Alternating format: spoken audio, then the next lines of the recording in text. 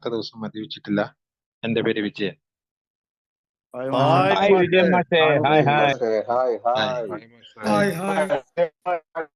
Hi മാഷേ. Hi hi everybody. Maintenance sir ഗ്രൂപ്പിലേക്ക് ഒരിക്കൽ കൂടി എത്തിച്ചേരാൻ സാധിച്ചതിൽ ദൈവത്തിന് നന്ദി പറയാണ്. ഞാൻ വേറൊരു വഴിക്ക് യാത്രയിലായിരുന്നു. ഞാനിപ്പോ 9:50 വീട്ടിലെത്തിയത്. ഏതായാലും മെഡ്നേഷാറിൽ കയറിയില്ലെങ്കിൽ എനിക്കും ഒരു അസ്വസ്ഥതയാണ്. കാരണം എല്ലാ തിങ്കളാഴ്ചയും വരുന്നതാണല്ലോ.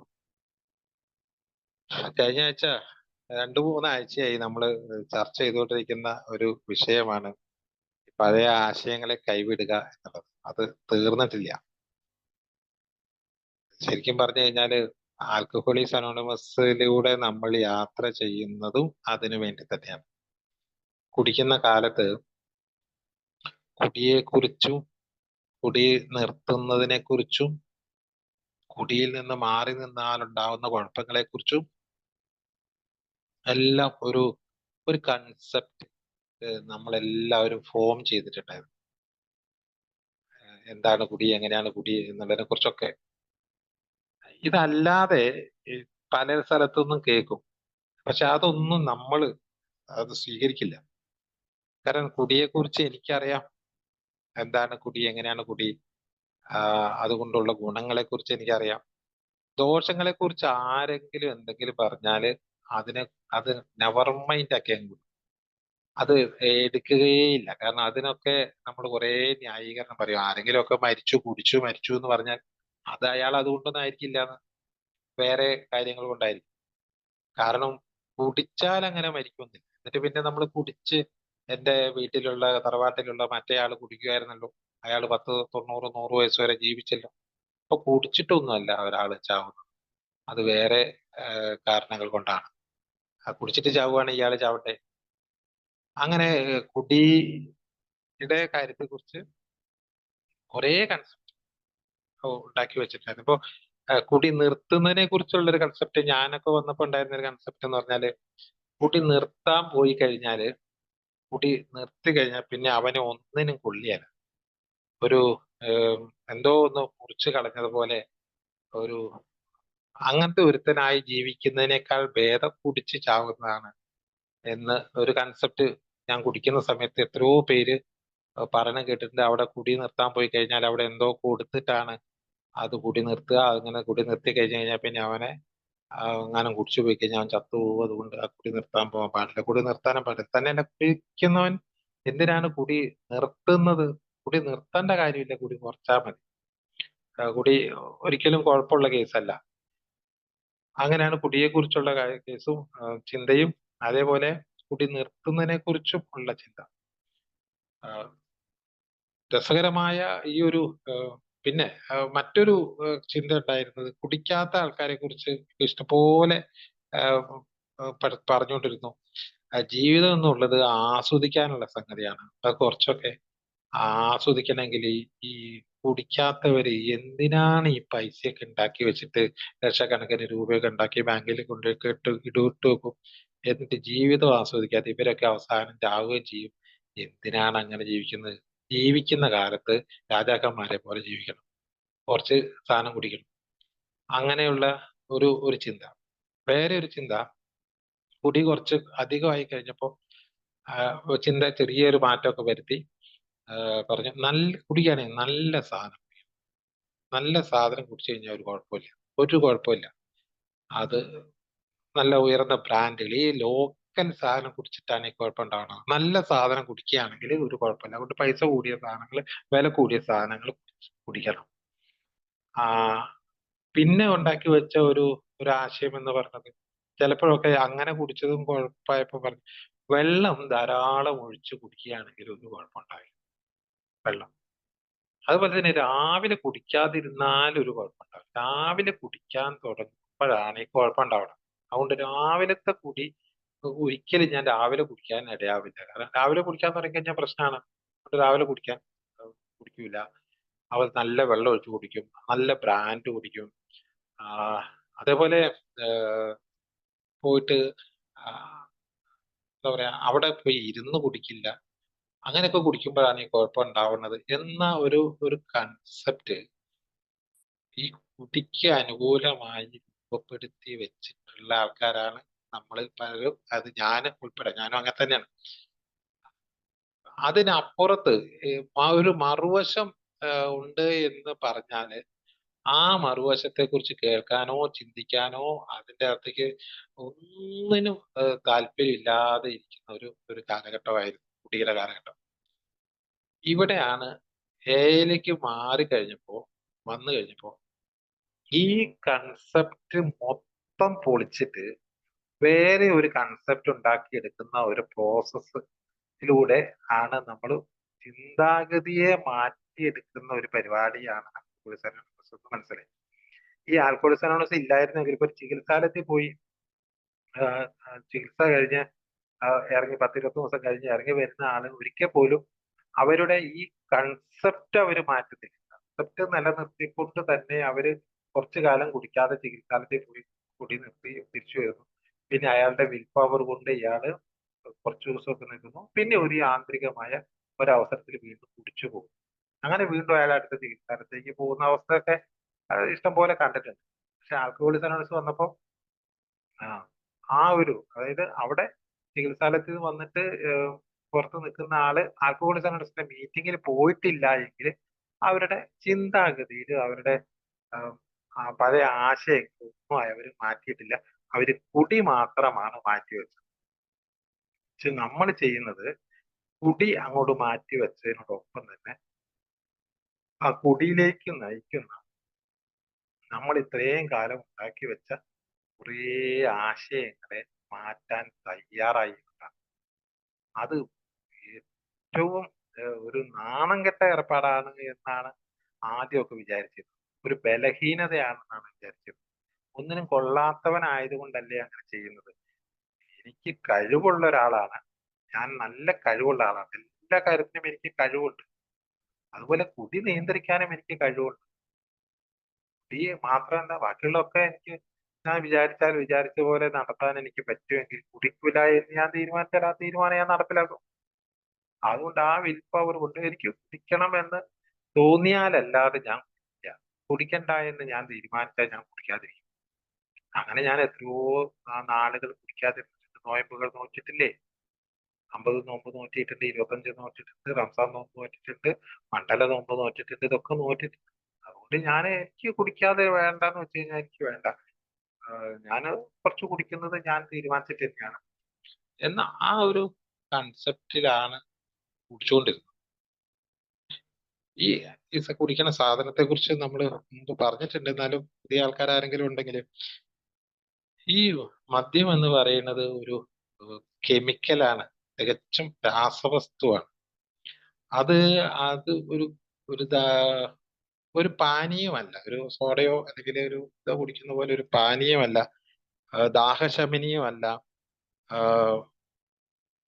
കുടിക്കാനൊരു രസമില്ലാത്ത സാധനമാണ്. ഈ ആൽക്കഹോൾ കണ്ടന്റ് നമുക്ക് പല ഭക്ഷണ സാധനങ്ങളുണ്ട്. പല പല പഴവർഗ്ഗങ്ങളിലും ഈ ആൽക്കഹോൾ കണ്ടന്റ് ഉള്ള പഴവർഗ്ഗങ്ങൾ ധാരാളമുണ്ട്. അങ്ങനെയുള്ള സാധനങ്ങൾ നമ്മൾ അകത്തേക്ക് ചെന്ന് കഴിഞ്ഞാൽ നമ്മുടെ ശരീരം ചിട്ടപ്പെടുത്തിയിരിക്കുന്നത് ഒരു പ്രത്യേക സെറ്റപ്പിലൂടെയാണ്. അതില്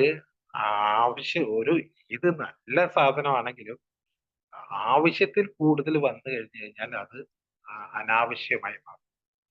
അതുകൊണ്ടാണല്ലോ ഈ മരുന്നുകൾ നല്ലതാണ്, പക്ഷെ ലഹരി മരുന്ന് തന്നെയാണ്. അതുകൊണ്ടാണല്ലോ അതിന് മരുന്നെന്ന് പേര് വന്നത്.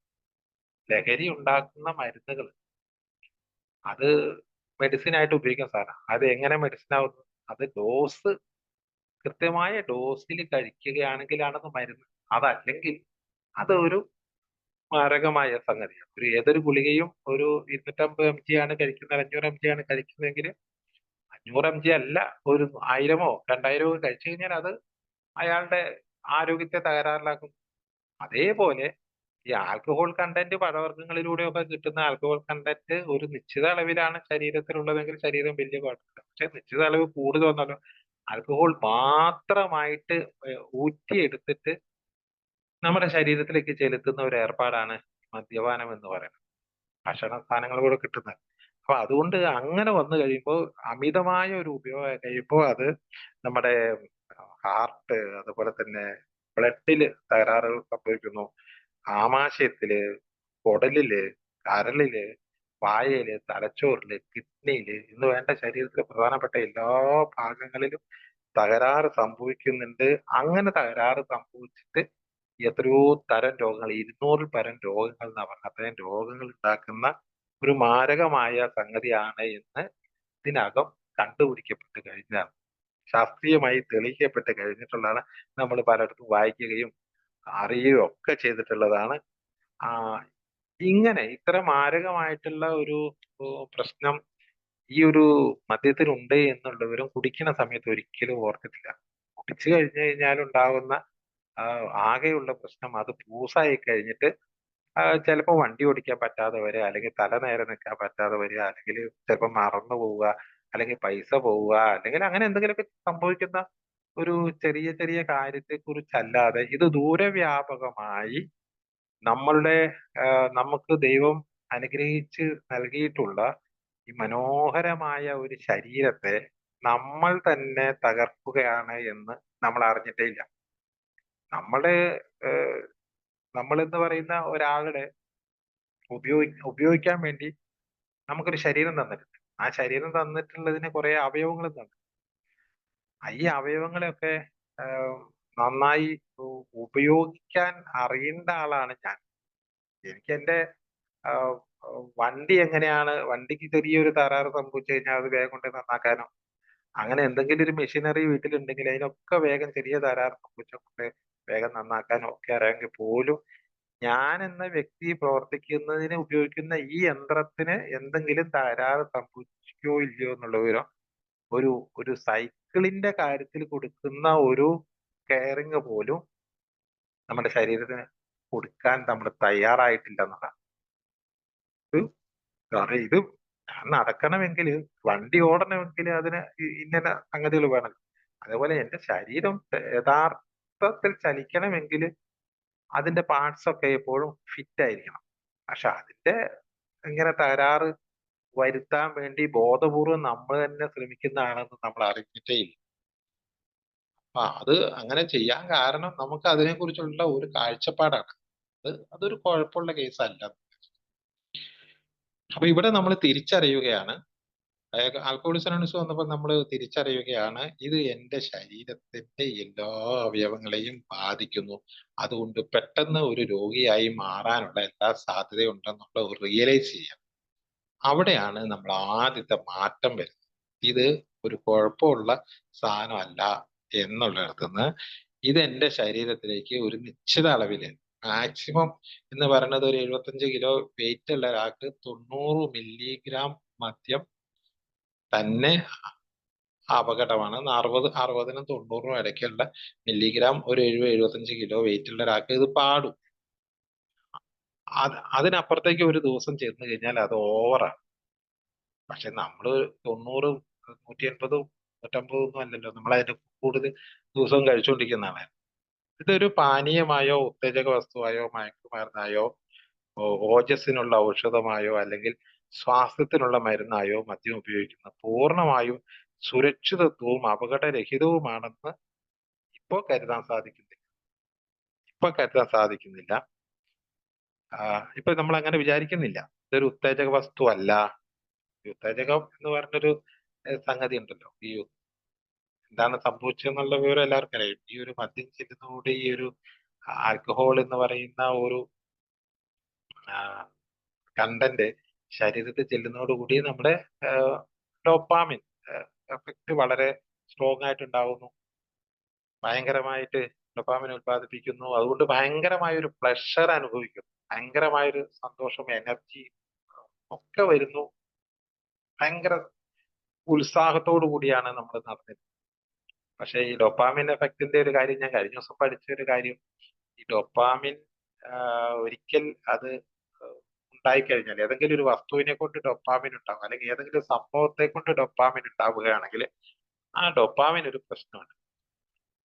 അങ്ങനെ ഉണ്ടാവുന്ന ഡോപ്പാമിൻ ഉൽപാദനം അതേ അളവിലാണെങ്കിൽ ഒരു നിശ്ചിത ദിവസമേ നിൽക്കും. ഏത് കാര്യം കൊണ്ടും നമുക്ക് ഡൊപ്പാമിൻ ഉണ്ടാക്കാം. കഴിച്ചോളണമെന്നില്ല. ഇപ്പൊ പഞ്ചേന്ദ്രിയങ്ങൾ മതി. ഇപ്പൊ ഒരു വണ്ടി വാങ്ങി കഴിഞ്ഞാൽ ഭയങ്കര സന്തോഷമായി. പക്ഷെ ആ സന്തോഷം ഡൊപ്പാമിൻ ഉണ്ടാവുന്നതുകൊണ്ടാണ്. ആ സന്തോഷം ഒരു 10 20 ഒരു മാസമോ കഴിയുമ്പോഴേക്കും ആ സന്തോഷം ഇല്ലാണ്ടാവും. പിന്നെ വണ്ടിയോട് സാധാരണയായി മാറും. അപ്പോൾ ഒരു ഭക്ഷണം, പുതിയതായ ഒരു ഭക്ഷണം കഴിക്കുകയാണെങ്കിൽ ആ ഭക്ഷണം കഴിക്കുമ്പോൾ ഒരു സന്തോഷം ഉണ്ടാവും. ഇനി ആ ഭക്ഷണം കിട്ടിക്കഴിഞ്ഞാൽ അത്ര വലിയ സന്തോഷം ഉണ്ടാവും. ഒരു യാത്ര പോവുകയാണെങ്കിൽ ഭയങ്കരമായ പുതിയതായ ഒരു സ്ഥലത്തിലും ഭയങ്കരമായ ഒരു സന്തോഷം. പിന്നെ ആ സ്ഥലത്തേക്ക് യാത്ര പോയി കഴിഞ്ഞാൽ ആ സന്തോഷം ഉണ്ടാകും. ഇപ്പൊ ഏത് കാര്യവും ആദ്യ ഘട്ടത്തിൽ ഒരു ഭയങ്കരമായ സന്തോഷം ഉണ്ടാകുമെങ്കിലും പിന്നെ ആ സന്തോഷം കിട്ടില്ല. പിന്നെ ആ സന്തോഷം കിട്ടണമെങ്കിലുള്ളൊരു മാർഗം എന്ന് പറഞ്ഞാൽ അത് അതിനേക്കാൾ മെച്ചപ്പെട്ട ഒരു കാര്യം ചെയ്യണം. ഒരു ഒരാൾ അംഗീകരിച്ചപ്പോ ഒരു സന്തോഷം ഉണ്ടായെങ്കിൽ പിന്നെ അതേ ലെവലിലുള്ള ഒരു അംഗീകാരം കിട്ടിയ സന്തോഷം ഉണ്ടാവില്ല. അതിനേക്കാൾ വലിയ ലെവലിലുള്ള ഒരു അംഗീകാരം കിട്ടും. ഒരു വണ്ടി വാങ്ങിയപ്പോൾ സന്തോഷം ഉണ്ടായെങ്കിൽ ഇനി ആ വണ്ടിക്ക് സന്തോഷം ഉണ്ടാവും. വേറൊരു വണ്ടി വാങ്ങിയാൽ സന്തോഷം ഉണ്ടാവും. ഒരു നല്ല ഫുഡ് കഴിച്ച സന്തോഷം ഉണ്ടായിട്ടുണ്ടെങ്കിൽ കുറച്ചു ദിവസം കഴിഞ്ഞപ്പോൾ അതിനേക്കാൾ നല്ല ഫുഡ് കഴിച്ചത് സന്തോഷം ഉണ്ടാവും. ഏത് സന്തോഷത്തിന്റെ ബേസും എന്തെങ്കിലും മെറ്റീരിയൽ കൊണ്ടോ അല്ലെങ്കിൽ സംഭവം കൊണ്ടോ ആണെങ്കിൽ ആ സംഭവം ഒരു മാസം കഴിഞ്ഞ് കഴിയുമ്പോഴത്തേക്കും അത് സന്തോഷമേ അല്ലാതായി മാറും. പിന്നെ സന്തോഷം കിട്ടണമെങ്കിൽ ആ സംഭവത്തിനേക്കാൾ ഉയർന്ന ഒരു സംഗതി കിട്ടണം. പ്രത്യേകിച്ച് മദ്യത്തിന്റെയും മയക്കുമരുന്നിന്റെയും കാര്യം ഇത് തന്നെയാണ്. ഏത് ലെവലിലാണോ നമുക്ക് സന്തോഷം കുറച്ചു ദിവസം കിട്ടിയത്, പിന്നെ ആ ലെവലിൽ തന്നെ നമ്മൾ ഉപയോഗിച്ച് കഴിഞ്ഞാൽ നമുക്ക് സന്തോഷമേ ഉണ്ടാവില്ല, ഡോപ്പാമിൻ ഉണ്ടാവില്ല. പിന്നെ അതിനേക്കാൾ കൂടിയ അളവിൽ വേണം. മദ്യം മാത്രമല്ല ഏതും അങ്ങനെ വരുമ്പോഴാണ് നമ്മൾ ഈ ഇതില് അഡിക്ഷൻ എന്ന് പറയുന്നത്. ഇപ്പൊ കഴിഞ്ഞ ദിവസം ഞാൻ എന്റെ മോനോട് ചോദിച്ചു, സിനിമ കണ്ടാൽ സന്തോഷം ഉണ്ടാവും, ഭയങ്കര സന്തോഷമാണ്. പക്ഷെ പല സിനിമകളും കണ്ടു കഴിഞ്ഞപ്പോൾ സങ്കടമാണ് വരുന്നത്. കാരണം ആ നല്ല സന്തോഷം ഉണ്ടാക്കിയ സിനിമയുടെ ലെവലിനേക്കാൾ ഉയർന്ന ലെവലിലുള്ള ഒരു സിനിമ കണ്ടാൽ മാത്രമേ ഇനി സന്തോഷം ഉണ്ടാവും. മറ്റേ സിനിമ കാണാൻ പോകുന്നതൊക്കെ വെറുതെയാണ്. എന്തിനു കൊള്ളാം എന്നുള്ള രീതിയിലാണ് തിരിച്ചേ വളരെ മോശമായി പോയി. സന്തോഷമേ ഉണ്ടാവുന്നില്ല. എന്നാലോ സിനിമ കണ്ടാൽ സന്തോഷം ഉണ്ടാവുന്നുള്ളത് ആരും. അപ്പൊ അതുകൊണ്ടാണ് ഈ മദ്യവും മയക്കുമരുന്നും ഒക്കെ നമ്മൾ ഉപയോഗിക്കുന്നവര് ഇത് കൂടിക്കൂടി വരാനുള്ള കാരണം ആദ്യത്തെ ലെവലില് നമുക്ക് അത് സന്തോഷം ലഭിക്കുന്നില്ല എന്നാണ്. അങ്ങനെയാണ് 2 പെഗ്, പിന്നെ 3 പിന്നെ 4 പിന്നെ 5. അങ്ങനെ ഒരു ലെവലിൽ നമ്മൾ നിലനിർത്തുന്നില്ല. കാരണം കുറച്ചു കാലം ചിലപ്പോൾ ഒരു 4 പെഗിൽ നിർത്തിപ്പോയി, നിർത്തി കഴിഞ്ഞാൽ പിന്നെ അത് മെല്ലെ 5ലേക്ക് കിടക്കും. പിന്നെ അത് കുറച്ചു ദിവസം അത് അങ്ങനെ പോയി കഴിഞ്ഞാൽ പിന്നെ അത് 6ലേക്ക് അങ്ങനെ കൂടി കൂടി വന്ന അങ്ങനെയാണ് നമ്മൾ ഈ ആസക്തി രോഗത്തിലേക്ക് പോയി. അതായത് ഈ ഒരു സാധനം കിട്ടണമെങ്കിൽ, സന്തോഷം കിട്ടണമെങ്കിൽ നമുക്ക് ഈ ഒരു സംഗതി വേണം എന്ന നമ്മളുടെ മനസ്സാണ് നമ്മൾ ആസക്തിയുള്ള ആളാണെന്ന് പറയുന്നത്. അത് മദ്യത്തിന്റെ കാര്യത്തില ഞാൻ നേരത്തെ പറഞ്ഞ എല്ലാ കാര്യത്തിലും ഈ ആസക്തി രോഗം നമ്മളിൽ ഉണ്ടാവുന്നുള്ള മേൽപ്പറഞ്ഞ പ്രകാരമുള്ള ഏതെങ്കിലും ഉദ്ദേശത്തിന് വേണ്ടി മാത്രം മദ്യം ഉപയോഗിക്കുന്ന ഓരോ വ്യക്തിയും നേരിട്ട് ശാരീരിക അപകടത്തിലോ മാനസിക അധപ്പതനത്തിലോ എത്തിച്ചേരാനുള്ള സാധ്യത ഉണ്ടാവണമെന്നില്ല ആദ്യം കുടിക്കുന്ന ഒരാൾക്ക്. മിക്കവാറും ആളുകൾക്കും മാന്യമായ രീതിയിൽ അവർക്കും മറ്റുള്ളവർക്കും കുഴപ്പം വരുത്താതെ അത് ഉപയോഗിക്കാനുള്ള കഴിവുള്ളതായി കാണപ്പെടുന്നു. എന്നാൽ ഇത് കഴിക്കുന്ന ശരീരവുമായി ബന്ധപ്പെട്ടാണ് ഇതിന്റെ ഒരു റിലേഷൻ കിടക്കുന്നത്. എല്ലാ ശരീരവും ഇത് അക്സെപ്റ്റ് ചെയ്യുന്നില്ല. ചില ശരീരം ഇത് റിജക്റ്റ് ചെയ്യുന്നു. അപ്പോ ഓരോരുത്തരുടെ ശരീരവുമായിട്ട് അവരുടെ ശരീരഘടനയുമായിട്ട് ബന്ധപ്പെട്ട് നിൽക്കുന്ന ഒരു സാധനമാണ്. അതല്ലാതെ എൻ്റെ ഒരു കഴിവായിട്ടായിരുന്നു നമ്മുടെ കുട്ടിസഭയിലൊക്കെ നിലനിൽക്കുന്നത്. മദ്യം എന്താ പറയാ നിലനിർത്തി കുടിക്കാനുള്ള അല്ലെങ്കിൽ ഒരു പാകത്തിന് കുടിക്കാനുള്ളത് ഒരു കഴിവായിട്ടാണ് കുടിക്കുന്ന സമയത്ത് ഇതിന് കണ്ടുകൊണ്ടിരുന്നത്. അടുത്ത ഖണ്ഡികയിൽ അത് പറയുന്നുണ്ട്. വൈദ്യശാസ്ത്രപരമായ കാഴ്ചപ്പാടിൽ മിതമായ മദ്യപാനം ഔഷധപരമായും കുടിച്ചു കൂത്താടൽ ഔഷധത്തിന്റെ അമിത ഉപയോഗമായും കണക്കാക്കാമെന്ന് ഞങ്ങൾ മനസ്സിലാക്കി. ഇത് ഒരു ഔഷധത്തിന്റെ ഇത്ര mg കുടിച്ചു കഴിഞ്ഞാൽ ഔഷധമാണെങ്കിൽ ആ ഔഷധത്തിന്റെ അമിത ഉപയോഗമാണ് എന്ന് ഞങ്ങൾ മനസ്സിലാക്കി.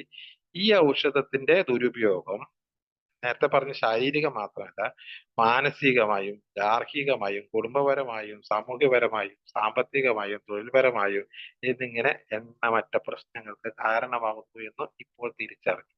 നേരത്തെ ഈ പറഞ്ഞ ഒരു മേഖലയിലും പ്രശ്നം ഉണ്ടായിട്ടില്ല. കുടിക്കുന്ന സമയത്ത്. വീട്ടിലെന്ത് പ്രശ്നം? വീട്ടില് ഞാൻ കുറച്ച് എൻജോയ് ചെയ്യുന്നതിന് വീട്ടുകാർക്കൊക്കെ എന്താ, ഞാൻ അധ്വാനിച്ചുണ്ടാക്കുന്ന പൈസ കുറച്ച്, വീട്ടിലൊരു പ്രശ്നമില്ല. സമൂഹത്തിൽ പ്രശ്നമില്ല, കാരണം സമൂഹത്തിൽ എല്ലാവരും കുടിക്കുന്നതാണ്. പിന്നെ സാമ്പത്തികം പറഞ്ഞാൽ പൈസ ഇന്ന് വരും നാളെ പോകും. ഇപ്പോ ഉണ്ടാക്കി വെക്കേണ്ട കാര്യമൊന്നുമില്ല, ഉണ്ടാക്കി വെച്ചവർക്ക് വലിയ ഗുണമൊന്നും ഉണ്ടായിട്ടില്ല. അതുപോലെ തന്നെ തൊഴിലല്ലെങ്കിൽ വേറൊരു തൊഴിൽ ചെയ്യും, അതും ഒരു വിഷയമാണ്. ഈ പറഞ്ഞ കാര്യത്തിനെല്ലാം നിസാരവൽക്കരിക്കുക എന്നുള്ള ഒരു രീതിയാണ് നമ്മൾ സ്വീകരിച്ചിരുന്നത്. നിസാരവൽക്കരിക്കുക. മദ്യപാനികളെ കുറിച്ച് പറയുന്നത് 3 നീന്റെ ആൾക്കാരാന്നാ പറഞ്ഞത്. നീ നിഷേധിക്കുക, നിസാരവൽക്കരിക്കുക, പിന്നെ ന്യായീകരിക്കുക. 3 ന്യായാണ്. ന്യായീകരിക്കുക.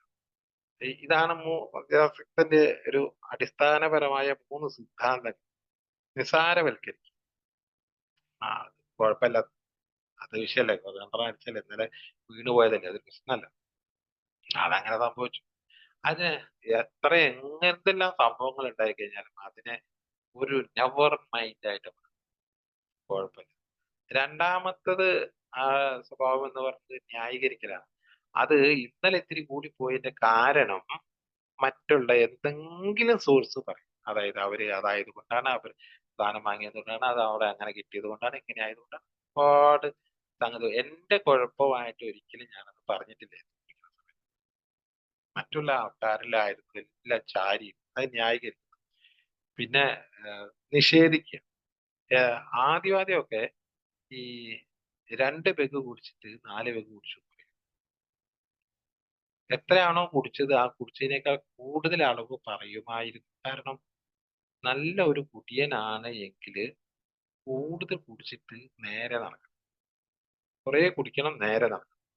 ഞാനിപ്പോ നേരെ നടക്കുന്നത് ഞാൻ 2 അടിച്ചിട്ടല്ല, ഞാൻ 4 അടിച്ചിട്ടാണ്. അപ്പോ അതായിരുന്നു ആദ്യം പറഞ്ഞുകൊണ്ടിരുന്നത്. പക്ഷെ കുറെ കാലം കഴിഞ്ഞ് കഴിഞ്ഞപ്പോ ഈ അളവ് ഇങ്ങനെ കൂടി കഴിഞ്ഞപ്പോ 4നും 5നും 6നും ഒക്കെ മുകളിലായി കഴിഞ്ഞപ്പോ നേരെ തിരിച്ചു പറയാൻ തുടങ്ങി. 8 അടിച്ചു കഴിഞ്ഞാൽ പറയും ഞാൻ 2 അടിച്ചു. ആ ഒരു രാവിലെ മണം വരുമ്പോ, രാവിലെ കുടിച്ചിട്ട് ആ കുടിച്ചത് മണക്കുമ്പോ ഇന്നലത്തെ ആണെന്ന് പറയും. ഇന്നത്തെ ഒന്നല്ല, ഇന്ന് രാവിലെ കുടിച്ചിട്ടൊന്നുമില്ല, ഇന്നലത്തെ ഞാൻ 2 അടിച്ചായിരുന്നു, അതിന്റെ മണമാണെന്ന് പറയും. അങ്ങനെ നിഷേധിക്കുന്ന ഒരു ഒരു ക്യാരക്ടർ ആയിരുന്നു ഉണ്ടായിരുന്നു. അപ്പം ഏഹ്, എൻ- മറ്റുള്ളവരെ എണ്ണമറ്റ പ്രശ്നങ്ങൾക്ക് കൂടി ഞങ്ങൾക്ക് കാരണമാകുന്നു എന്ന് ഞങ്ങൾക്ക് മനസ്സിലായി. കുടി ഞങ്ങൾക്ക് എന്ത് ചെയ്തു എന്ന് കൂടുതലായി ചിന്തിക്കുന്നതിന് പകരം ഇപ്പൊ നമ്മൾ ചിന്തിക്കുന്നത്, കുടി, എനിക്ക് കുടിക്കാനുള്ള സ്വാതന്ത്ര്യമുണ്ട്. ഇപ്പോഴത്തെ ഒരു മാറ്റമാണ് വന്നത്. നേരത്തെ ഉണ്ടായിരുന്ന ചിന്താഗതികളാണ് നേരത്തെ ഇതുവരെ പറഞ്ഞത്. ഇപ്പൊ ഏല് വന്നപ്പോ എന്ത് ചെയ്തു വെച്ചാല്, കുടിക്കാനുള്ള സ്വാതന്ത്ര്യം എനിക്കുണ്ടായിരുന്നു. അത് ആർക്കും എന്തും കുടിക്കാനുള്ള സ്വാതന്ത്ര്യമുണ്ട്, എന്ത് വേണേലും തിന്നാനുള്ള സ്വാതന്ത്ര്യമുണ്ട്. അതാരും ഇതുവരെ തടഞ്ഞിട്ടില്ല. എനിക്ക് സ്വാതന്ത്ര്യമുണ്ട്. പക്ഷേ എന്റെ സ്വാതന്ത്ര്യത്തിന് അതിരുണ്ട്. മറ്റൊരാളുടെ സ്വാതന്ത്ര്യത്തിന് തടസ്സമാകുന്ന തരത്തില് എന്റെ സ്വാതന്ത്ര്യം എനിക്ക് ഉപയോഗിക്കാനുള്ള അവകാശമില്ല. അപ്പൊ ഞാൻ എന്റെ കുടി നടക്കുന്നത് കൊണ്ട് എന്റെ വീട്ടിലുള്ള എത്രയോ പേരുടെ സ്വാതന്ത്ര്യമാണ് ഞാനത് അപകടത്തിലാക്കുന്നത്. എത്രയോ പേരുടെ സ്വസ്ഥതയാണ് ഞാൻ ഇല്ലാതാക്കുന്നത്. എനിക്ക് കുടിക്കാനുള്ള സ്വാതന്ത്ര്യം ഉണ്ടെങ്കിൽ പോലും മറ്റൊരാളുടെ ജീവിതത്തില് ബാധിക്കുന്ന തരത്തിലേക്ക് എന്റെ സ്വാതന്ത്ര്യം ഉപയോഗിക്കാനുള്ള അവകാശം എനിക്കില്ല. എന്റെ പറമ്പിന്റെ അതിര് കഴിയുമ്പോ മറ്റേ ആളുടെ പറമ്പ് തുടങ്ങും. അയാളുടെ പറമ്പിൽ കയറിയിട്ട് എന്തെങ്കിലും ചെയ്യാനുള്ള അവകാശം എനിക്കില്ല. ഈ വണ്ടി ഓടിക്കാനുള്ള അവകാശമുണ്ട്, പക്ഷെ ഏത് റൂട്ടിൽ ഓടിക്കാനുള്ള അവകാശമുണ്ട്, ഏത് വണ്ടി ഓടിക്കാനുള്ള അവകാശം, പക്ഷെ വേറൊരു വണ്ടിക്കാരനെ തടസ്സപ്പെടുത്താനുള്ള അവകാശം എനിക്കില്ല. അതുപോലെ എനിക്ക് മദ്യപിക്കാനുള്ള അവകാശം ഉണ്ടായിരുന്നു. പക്ഷെ ആർക്കെങ്കിലും എപ്പോഴെങ്കിലും അതുകൊണ്ട് തടസ്സമായി വന്നപ്പോ എന്റെ അവകാശം മറ്റുള്ളവരുടെ അവകാശ ലംഘനം വന്നപ്പോ അത് അവരെ ബാധിക്കാൻ തുടങ്ങി. അത് ഈ കുടിക്കുന്ന സമയത്ത് ഒരിക്കലും ആലോചിച്ചിട്ടില്ല. ഇപ്പൊ ഞാൻ ആലോചിക്കുന്നു എന്റെ കുടിയുടെ കാലത്തൊക്കെ തന്നെ എത്രയോ പേരുടെ അവകാശങ്ങളെ, എത്രയോ പേരുടെ സ്വാതന്ത്ര്യത്തെ ഞാൻ ഉൾപ്പെടുത്തിയിരിക്കുന്നു, അവകാശങ്ങളെ ഞാൻ തടസ്സപ്പെടുത്തിയിരിക്കുന്നു, എത്രയോ ആൾക്കാർക്ക് വേദന കൊടുത്തിരിക്കുന്നു. നേരത്തെ ചിന്തിച്ചിരുന്നു, നേരത്തെ ഉണ്ടായിരുന്നത് എന്റെ ആശയം കംപ്ലീറ്റ് മാറി. പുതിയ രാജ്യത്തിൽ എന്റെ കുടി ആർക്കും കുഴപ്പമില്ല എന്നുള്ളത്, എനിക്ക് ആദ്യം തന്നെ എനിക്കൊരു കുഴപ്പമില്ലായിരുന്നിടത്ത് നിന്ന് എന്റെ ഉള്ളിലെ ആന്തരിക അവയവങ്ങളെല്ലാം ഇത് ബാധിച്ചിട്ടുണ്ട് എന്നുള്ള തിരിച്ചറിവ്. രണ്ടാമത്തെ തിരിച്ചറിവ്, എന്റെ കുടി കൊണ്ട് എന്നുമായി ബന്ധപ്പെട്ട കുറെ ആൾക്കാർ ദുരിതം അനുഭവിച്ചുകൊണ്ടിരുന്നു എന്നുള്ളത് രണ്ടാമത്തെ തിരിച്ചറിവ്. ഇപ്പൊ രണ്ട് ആശയമാണ് അവിടെ ഒന്ന് മാറിയത്, ശരിക്കും അവിടെ മാറി. പിന്നെ മാറിക്കൊണ്ടിരിക്കുന്ന ആശയം എന്ന് പറഞ്ഞാൽ, കുടിയുമായി ബന്ധപ്പെട്ട എന്തെങ്കിലും പ്രശ്നമുള്ള ഒരു വ്യക്തിയും മദ്യാസക്ത രോഗം എന്ന അവസ്ഥയിൽ എത്തും എന്ന് ഞങ്ങൾക്ക് മനസ്സിലായി. ഈ കുടിച്ചുകൊണ്ടിരിക്കുന്ന ആൾക്കാര് നിരന്തരമായി വല്ലപ്പോഴൊക്കെ ആണെങ്കിലും കുടിച്ചുകൊണ്ടിരിക്കുന്ന ആൾക്കാര് അവര് ക്രമേണ ഈ മദ്യാസക്ത രോഗാവസ്ഥയിലെത്തും. രണ്ട് തരത്തിലാണ് ഇത് എത്തുക എന്ന് പറയുന്നത്. ഒന്ന്, ജന്മന ചിട്ടപ്പെടുത്തിയിട്ടുള്ള ഒരു ജീനുകളുടെ ഒരു പ്രവർത്തനം മൂലം ഫസ്റ്റിലത്തെ പെഗ് എത്തുന്നതോടുകൂടി അയാളുടെ ശരീരം ആക്സെപ്റ്റ് ചെയ്യുന്ന ഒരു രീതി വെച്ച് നോക്കിയാൽ, പരിശോധിച്ചാൽ മനസ്സിലാവും, ആദ്യത്തെ കുടിയിൽ തന്നെ ഈ ആസക്ത രോഗ ലക്ഷണം കാണിച്ച ആൾക്കാർ ഒരുപാട് പേരുണ്ടാവും. അതായത് ഫസ്റ്റിലത്തെ കുടിയിൽ തന്നെ രണ്ടാമതൊരു കുടിയെ കുറിച്ച് സമയം ആലോചിക്കുന്ന രീതിയിലേക്ക് ആദ്യത്തെ കുടി വന്നിട്ടുണ്ടെങ്കിൽ അത് അന്ന് തന്നെ ആസക്തനായി എന്നതാണ്. അതായത് ഇങ്ങനെയാണ്, എനിക്ക് ഓർമ്മയുണ്ട്, ആദ്യം ഒരു കുടി കുടിച്ചു കഴിഞ്ഞപ്പോ വല്ലാത്ത ഒരു ആനന്ദം അനുഭവിച്ചു.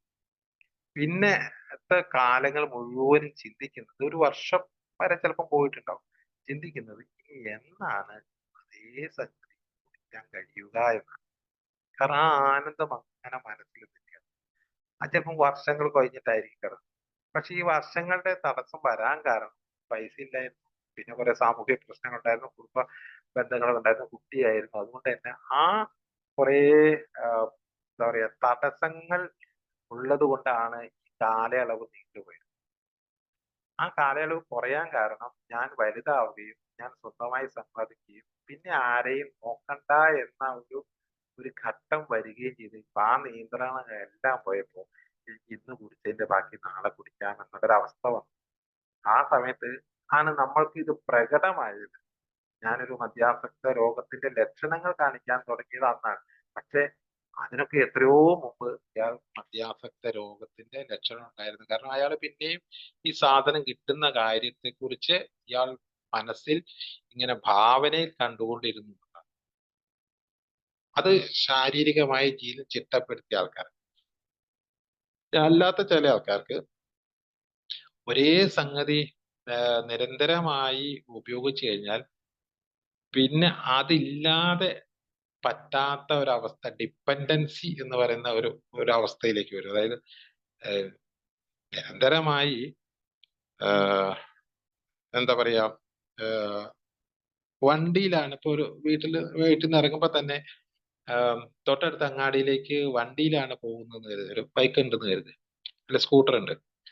അപ്പൊ അയാള് നിരന്തരം ഈ സ്കൂട്ടറിലാണ് അങ്ങാടിയിൽ പോയിക്കൊണ്ടിരുന്നത്. ഒരു വർഷം 2 വർഷമൊക്കെ അങ്ങനെ പോയി കഴിഞ്ഞു കഴിഞ്ഞാൽ പിന്നെ ഒരു ദിവസം ഈ വണ്ടി കേടാണ്, എന്നാ പിന്നെ 3 കിലോമീറ്റർ ഉള്ളൂ, എന്നാ ഒന്ന് നടന്നു പോയേക്കാം എന്ന് വിചാരിച്ചാൽ അയാൾക്ക് പറ്റില്ല. വേഗം വേറൊരു വണ്ടി വിളിക്കുക ചെയ്യും. നടന്നു പോകാൻ പറ്റില്ല, കാരണം അയാൾ ഡിപ്പെൻഡഡ് ആണ്. അത് ആ ഒരു സംഗതി വാഹനവുമായിട്ട് ഇയാൾ ഡിപ്പെൻഡ് ചെയ്ത് കഴിഞ്ഞ സ്ഥിതിക്ക് അയാൾക്ക് ഇനി അത് ആ ഡിപ്പെൻഡൻസി അല്ലാണ്ട് പോകാൻ കഴിയാത്തൊരവസ്ഥ. അതേപോലെ ഡിപ്പെൻഡൻസി ആയിട്ട് വടി കുത്തി നടക്കുന്ന ഒരാൾക്ക് വടിയില്ലാതെ നടക്കാൻ കഴിയില്ല. നമ്മള് ഓരോന്നും അങ്ങനെ ഒത്തിരി സംഗതികളുണ്ട്. ചിലതിനെ നിരന്തരമായി ആശ്രയിച്ചു കഴിഞ്ഞാല് പിന്നെ ആ സംഗതി അല്ലെങ്കിൽ നമുക്ക് പറ്റും. ചില ബെഡ് പോലും, ചില നമ്മൾ കിടന്നുറങ്ങാൻ ഉപയോഗിക്കുന്ന ബെഡ്, അപ്പൊ നമ്മളൊരു ഒരുപാട് തരത്തിലുള്ള ബെഡുകൾ ഉണ്ടല്ലോ. അപ്പൊ നമ്മൾ സ്ഥിരമായി ഉപയോഗിക്കുന്ന ഒരു ബെഡ്, ആ ബെഡിൽ കിടന്നാലാണ് നമുക്ക് ഉറക്കം വരിക എങ്കിൽ പിന്നെ ആ ബെഡ് അല്ലാത്ത തരത്തിലുള്ള ഒരു ബെഡിൽ കിടന്നു കഴിഞ്ഞാൽ നമുക്ക് പെട്ടെന്ന് ഉറക്കം വരും. കാരണം അതിനോട് ഡിപ്പെൻഡ് ചെയ്ത് പോയി, നിരന്തരമായ ഉപയോഗം മൂലം ഡിപ്പെൻഡ് ചെയ്ത് പോയി. ഇതേപോലെ നിരന്തരമായ ഉപയോഗം ഏറ്റവും ഡിപ്പെൻഡൻസി കാണിച്ച ഒരു സംഗതിയായിട്ടും ഈ മദ്യാസക്ത രോഗം കയറി വരാം. ഈ രണ്ട് തരത്തിലും സംഭവം വരാം. അതുകൊണ്ട് ഇതൊക്കെ ഞാനത് മനസ്സിലാക്കുന്നത് ഈ ടൈമിൽ വന്ന് ഇതിനെക്കുറിച്ച് പല ആൾക്കാരെടുത്തുന്നു. അതേപോലെ തന്നെ എന്റെ പുസ്തകങ്ങളിലുണ്ട്, പല സ്ഥലങ്ങളിലുണ്ട്. അതൊക്കെ എടുത്ത് ഇങ്ങനെ വായിച്ചു നോക്കിയൊക്കെയാണ് നമുക്ക് മനസ്സിലായത്. പിന്നെ ഒരു കാര്യം മനസ്സിലായത്, ഏതെങ്കിലും ദൈവവിശ്വാസം എന്ന് പറയുന്നത് ദൈവവിശ്വാസമില്ല, മതവിശ്വാസമുള്ള ആൾക്കാര് ഈ പറഞ്ഞ സംഗതികളൊന്നും ചെയ്യില്ല.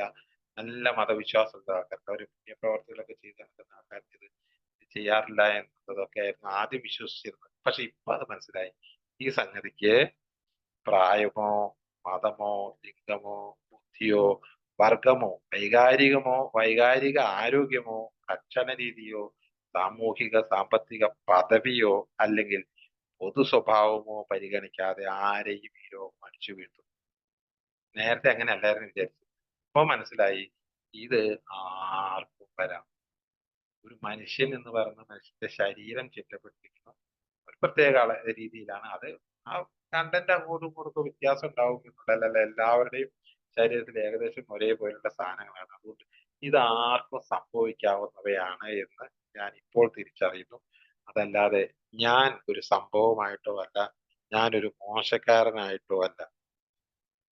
നിങ്ങൾ എത്രമാത്രം കുടിക്കുന്നുവെന്നോ എപ്പോൾ കുടിക്കുന്നുവെന്നോ അല്ലെങ്കിൽ എന്തിനു കുടിക്കുന്നുവെന്നോ എന്നിവയെ പറ്റിയുള്ള ഒരു ചോദ്യമല്ല ഇവിടെ വരുന്നത്. അങ്ങനത്തെ ഒരു ചോദ്യം കൊണ്ടല്ല ഇവിടെ കുടിക്കുന്നത്. നിങ്ങൾ എന്തിനാ കുടിക്കുന്നത്? ഞാൻ കുടിച്ചത് അതിനു വേണ്ടിയാ, അങ്ങനെയാണ് സംഭവം, ഇങ്ങനെ അതുകൊണ്ടാണ് ഞാൻ കുടിച്ചത്. എപ്പോഴാണ് കുടിക്കുന്നത്? രാവിലെയാണോ കുടിക്കുന്നത്, വൈകുന്നേരമാണോ കുടിക്കുന്നത്? അതുമല്ല. പിന്നെ ആ ചോദ്യമൊന്നും അല്ല ഇവിടെ പ്രശ്നം. നിങ്ങളുടെ കുടി നിങ്ങളുടെ ജീവിതത്തെ എപ്രകാരം ബാധിക്കുന്നു? എന്റെ കുടി എന്റെ ജീവിതത്തെ എപ്രകാരം ബാധിച്ചു എന്ന് ഞാനൊന്ന് വിലയിരുത്തി. ഈ പറഞ്ഞ 5-6 മേഖലയിലും എന്റെ കുടി എന്നെ ബാധിച്ചു. ശാരീരികമായി അസ്വസ്ഥത, മാനസികമായി അസ്വസ്ഥത. മാനസികമായി എന്ന് പറയുമ്പോൾ ചിലർ വിചാരിക്കുന്നത് ഭ്രാന്താണ് പെട്ടെന്ന് മനസ്സിൽ വരിക. മാനസികം എന്ന് പറഞ്ഞു കഴിഞ്ഞാല് ചിന്താക്കുഴപ്പം ഉണ്ടാക്കുക, പക്ഷെ ശരിയായ വിശകലനം ചെയ്യാൻ പറ്റായിക. വിശകലനം ചെയ്യുമ്പോൾ എപ്പോഴും നമ്മൾ ഇതിന് അനുകൂലമായിട്ടാണ് വിശകലനം ചെയ്യുക, മദ്യത്തിന് അനുകൂലമായിട്ട്. ശരിയായ വിശകലനം നടക്കുന്നില്ല, തീരുമാനം എടുക്കാൻ കഴിയുന്നില്ല, പ്രശ്നങ്ങൾ പരിഹരിക്കാൻ കഴിയുന്നില്ല. അതുപോലെ തന്നെ വികാരങ്ങളെ നിയന്ത്രിക്കാൻ കഴിയുന്നില്ല. വൈകാരികമായിട്ടുള്ള പ്രശ്നങ്ങൾ ഉണ്ടാവുന്നു. അമിതമായി വികാര വിക്ഷോഭത്തിനാവും. ക്ഷമിക്കാൻ കഴിയുന്നില്ല, പൊട്ടിത്തെറിക്കുക, നിർബന്ധ ബുദ്ധി, ഒന്നിനും കൊള്ളാത്തവനാണെന്നത്, അങ്ങനെ ഒരുപാട് തരത്തിലുള്ള വികാരങ്ങളുടെ ഒരു വേലിയേറ്റം തന്നെ ഉണ്ടാവും. അത് എല്ലാ വികാരങ്ങളും നോർമലായിട്ട് പോയാലല്ലേ ഒരു നല്ല ജീവിതം ഉണ്ടാവുക. പക്ഷെ കുറെ ആയി കഴിഞ്ഞപ്പോ ഈ വികാരങ്ങളുടെ ഒരു വേലിയേറ്റം, ചിലപ്പോൾ ചിലത് ഹൈ ആയിട്ടും ചിലത് ലോ ആയിട്ടും, ചിലപ്പോൾ മൂഡ് ഓഫ് ആയിരിക്കും, ഒന്നിനും പറ്റാതെ ഇങ്ങനെ ആടി തൂങ്ങിയിരിക്കും, ഒന്നിനും കൊള്ളിയല്ല, ഒരു മന്ദബുദ്ധിയെ പോലെ ഇരിക്കും. ചിലപ്പോ ആണെങ്കിൽ ഭയങ്കര എന്താ പറയാ, ഹൈ ലെവലിൽ ചാടി പാഞ്ഞ് ഇറങ്ങി കുടിച്ചിട്ട് ഇങ്ങനെ. ചിലപ്പോ മൂഡ് ഡിസോർഡർ എന്ന് പറയാം. ശരിക്കും സൈക്കാട്രി ഒരു രോഗമാണ് മൂഡ് ഡിസോർഡർ എന്ന് പറയുന്നത്. പക്ഷെ മദ്യപാനികൾക്ക് ഈ മൂഡ് ഡിസോർഡർ നിരന്തരം സംഭവിച്ചുകൊണ്ട്, ഒന്നെങ്കിൽ ഹൈ മൂഡ് അല്ലെങ്കിൽ ലോ മൂഡ്. ഈ നോർമൽ മൂഡിൽ പലപ്പോഴും നിൽക്കില്ല. ഈ ലോ മൂഡിൽ വരുമ്പോഴാണ് പലപ്പോഴും രണ്ടെണ്ണം അടിച്ച് ഹൈ മൂഡിലേക്ക്, ഒന്നെങ്കിൽ താഴെ അല്ലെങ്കിൽ ഇങ്ങനെ മാനസികമായിട്ട് പ്രശ്നങ്ങളും അതുപോലെ തന്നെ വികാരങ്ങളെ നിയന്ത്രിക്കാൻ പറ്റാത്തത്. പിന്നെ ശരി തെറ്റുകളെ കുറിച്ച് ഒരു സമൂഹത്തിൽ ജീവിക്കുമ്പോൾ കുറെ ശരികൾ നമ്മൾ കീപ്പ് ചെയ്യണം. അതെന്തിനാണെന്ന് വെച്ച് കഴിഞ്ഞാൽ എനിക്ക് ജീവിക്കണം, അതുപോലെ തന്നെ മറ്റുള്ളവരെ ജീവിക്കാൻ സഹായിക്കുകയും വേണം, അനുവദിക്കുകയും വേണം. അപ്പൊ അങ്ങനെ മറ്റുള്ളവരെ ജീവിക്കാൻ അനുവദിക്കാൻ വേണ്ടിയാണ് ഈ നിയമങ്ങൾ വന്നത്. ഈ നിയമങ്ങളിലൊക്കെ തന്നെ പുറമേയുള്ള നമ്മൾ ചെയ്യുന്ന കാര്യങ്ങൾക്കാണ് നിയമങ്ങളുള്ളതെങ്കിൽ, ചിന്തിക്കുന്നതിന്റെ നിയമങ്ങളാണ് ശരിക്കും ആത്മീയത എന്ന് പറയുന്നത്. നമ്മൾ എങ്ങനെ ചിന്തിക്കണം, ശരിയായ നല്ലത് ചിന്തിക്കുക എന്ന് പറഞ്ഞാൽ മറ്റൊരാൾക്കും ഉപദ്രവകരമാവുന്നില്ല എന്ന് ഉറപ്പുവരുന്ന രീതിയിലുള്ള ചിന്താ പ്രക്രിയയാണ് ശരിക്കും ആത്മീയത. അതായത് അയാളുടെ ആത്മീയതയുള്ള ഒരാളില് കുറെ നല്ല ഗുണങ്ങൾ ഉണ്ടാവും. അയാളുടെ ചിന്ത പോലും എല്ലാം മറ്റൊരാൾക്ക് ഉപദ്രവമാവാത്ത രീതിയിലുള്ളതാണ്. അപ്പൊ ആ തരത്തില് ആത്മീയതയുള്ള ആള്, ഇപ്പൊ സത്യം പറയുക ആത്മീയതയുള്ള ആളാണ്, ക്ഷമിക്കുക ആത്മീയതയുള്ള ആളാണ്, സ്നേഹിക്കുക ആത്മീയതയുള്ള ആളാണ്. അങ്ങനെ കുറേ നല്ല ഗുണങ്ങൾ. അതേസമയം അതെല്ലാം ദൈവത്തിന്റെ ഗുണങ്ങളാണ്. ദൈവത്തിന്റെ ഗുണങ്ങൾ കുറേയാണ്. വിനയം, സ്നേഹം, എളിമ, സത്യസന്ധത, ആത്മാർത്ഥത, ആഹ് എന്ന് വേണ്ട സ്നേഹം തുടങ്ങിയിട്ടുള്ള കുറേ നല്ല ഗുണങ്ങളൊക്കെയാണ് ദൈവത്തിന്റെ ഗുണങ്ങൾ. മറ്റതൊക്കെ സാത്താന്റെ ഗുണങ്ങൾ. ദേഷ്യം, പൊട്ടിത്തെറിക്കുക, കുറ്റം പറയുക, അസൂയപ്പെടുക, അലസത കാണിക്കുക, അത്യാഗ്രഹം കാണിക്കുക, സ്വാർത്ഥ കാണിക്കുക തുടങ്ങിയ സാധനങ്ങളൊക്കെ സാത്താന്റെ ഗുണങ്ങളാണ്. അപ്പൊ ഈ സാത്താന്റെ ഗുണങ്ങൾ കാണിച്ച് കഴിഞ്ഞാൽ അയാൾ സാത്താനും, ദൈവത്തിന്റെ ഗുണങ്ങൾ കാണിച്ചു കഴിഞ്ഞാൽ അയാൾ ആത്മീയതയുള്ള ആളുമാണ്. അപ്പൊ ശരിക്കും ഈ ദൈവത്തിന്റെ ഗുണങ്ങൾ എന്ന് പറയുന്നത് കുറെ നല്ല സ്വഭാവങ്ങളിലൂടെ നമ്മൾ സഞ്ചരിക്കുകയാണ് എങ്കിൽ നമ്മൾ ആത്മീയതയുള്ള ആളാവും.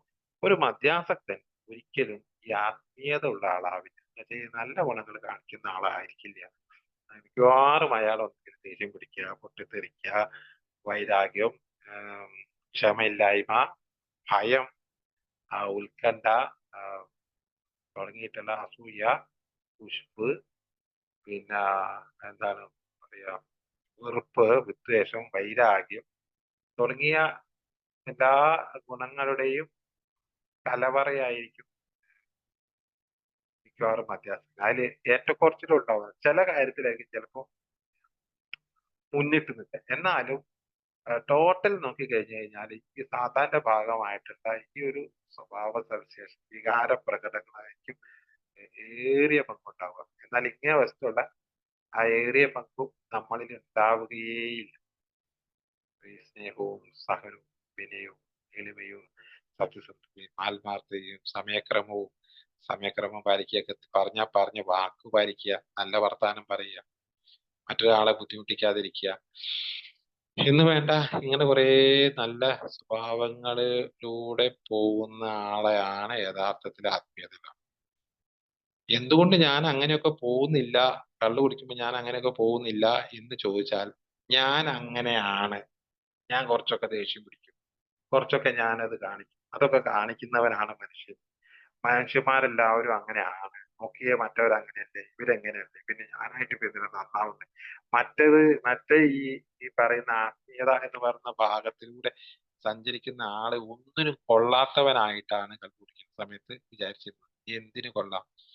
ഈ ഒരു പച്ചക്കറി എന്നൊക്കെ പറയും, പച്ചക്കറി വെജിറ്റേറിയൻ എന്നൊക്കെ പറഞ്ഞ പോലെ ഒരു സ്വഭാവമുള്ള ആൾക്കാരാണ് ഈ എന്താ പറയാ, മദ്യപിക്കാത്ത, ഈ പറഞ്ഞ പള്ളിയിലും അമ്പലത്തിലും ഒക്കെ പോയി ഇങ്ങനെ നടക്കുന്നവർ മാത്രമാണ് ഈ ആത്മീയതയുള്ള ആളെന്ന് പറഞ്ഞു വരുന്നത്. എപ്പോഴും പ്രാർത്ഥിച്ചുകൊണ്ട് നടക്കുന്ന ആൾക്കാരാണ്.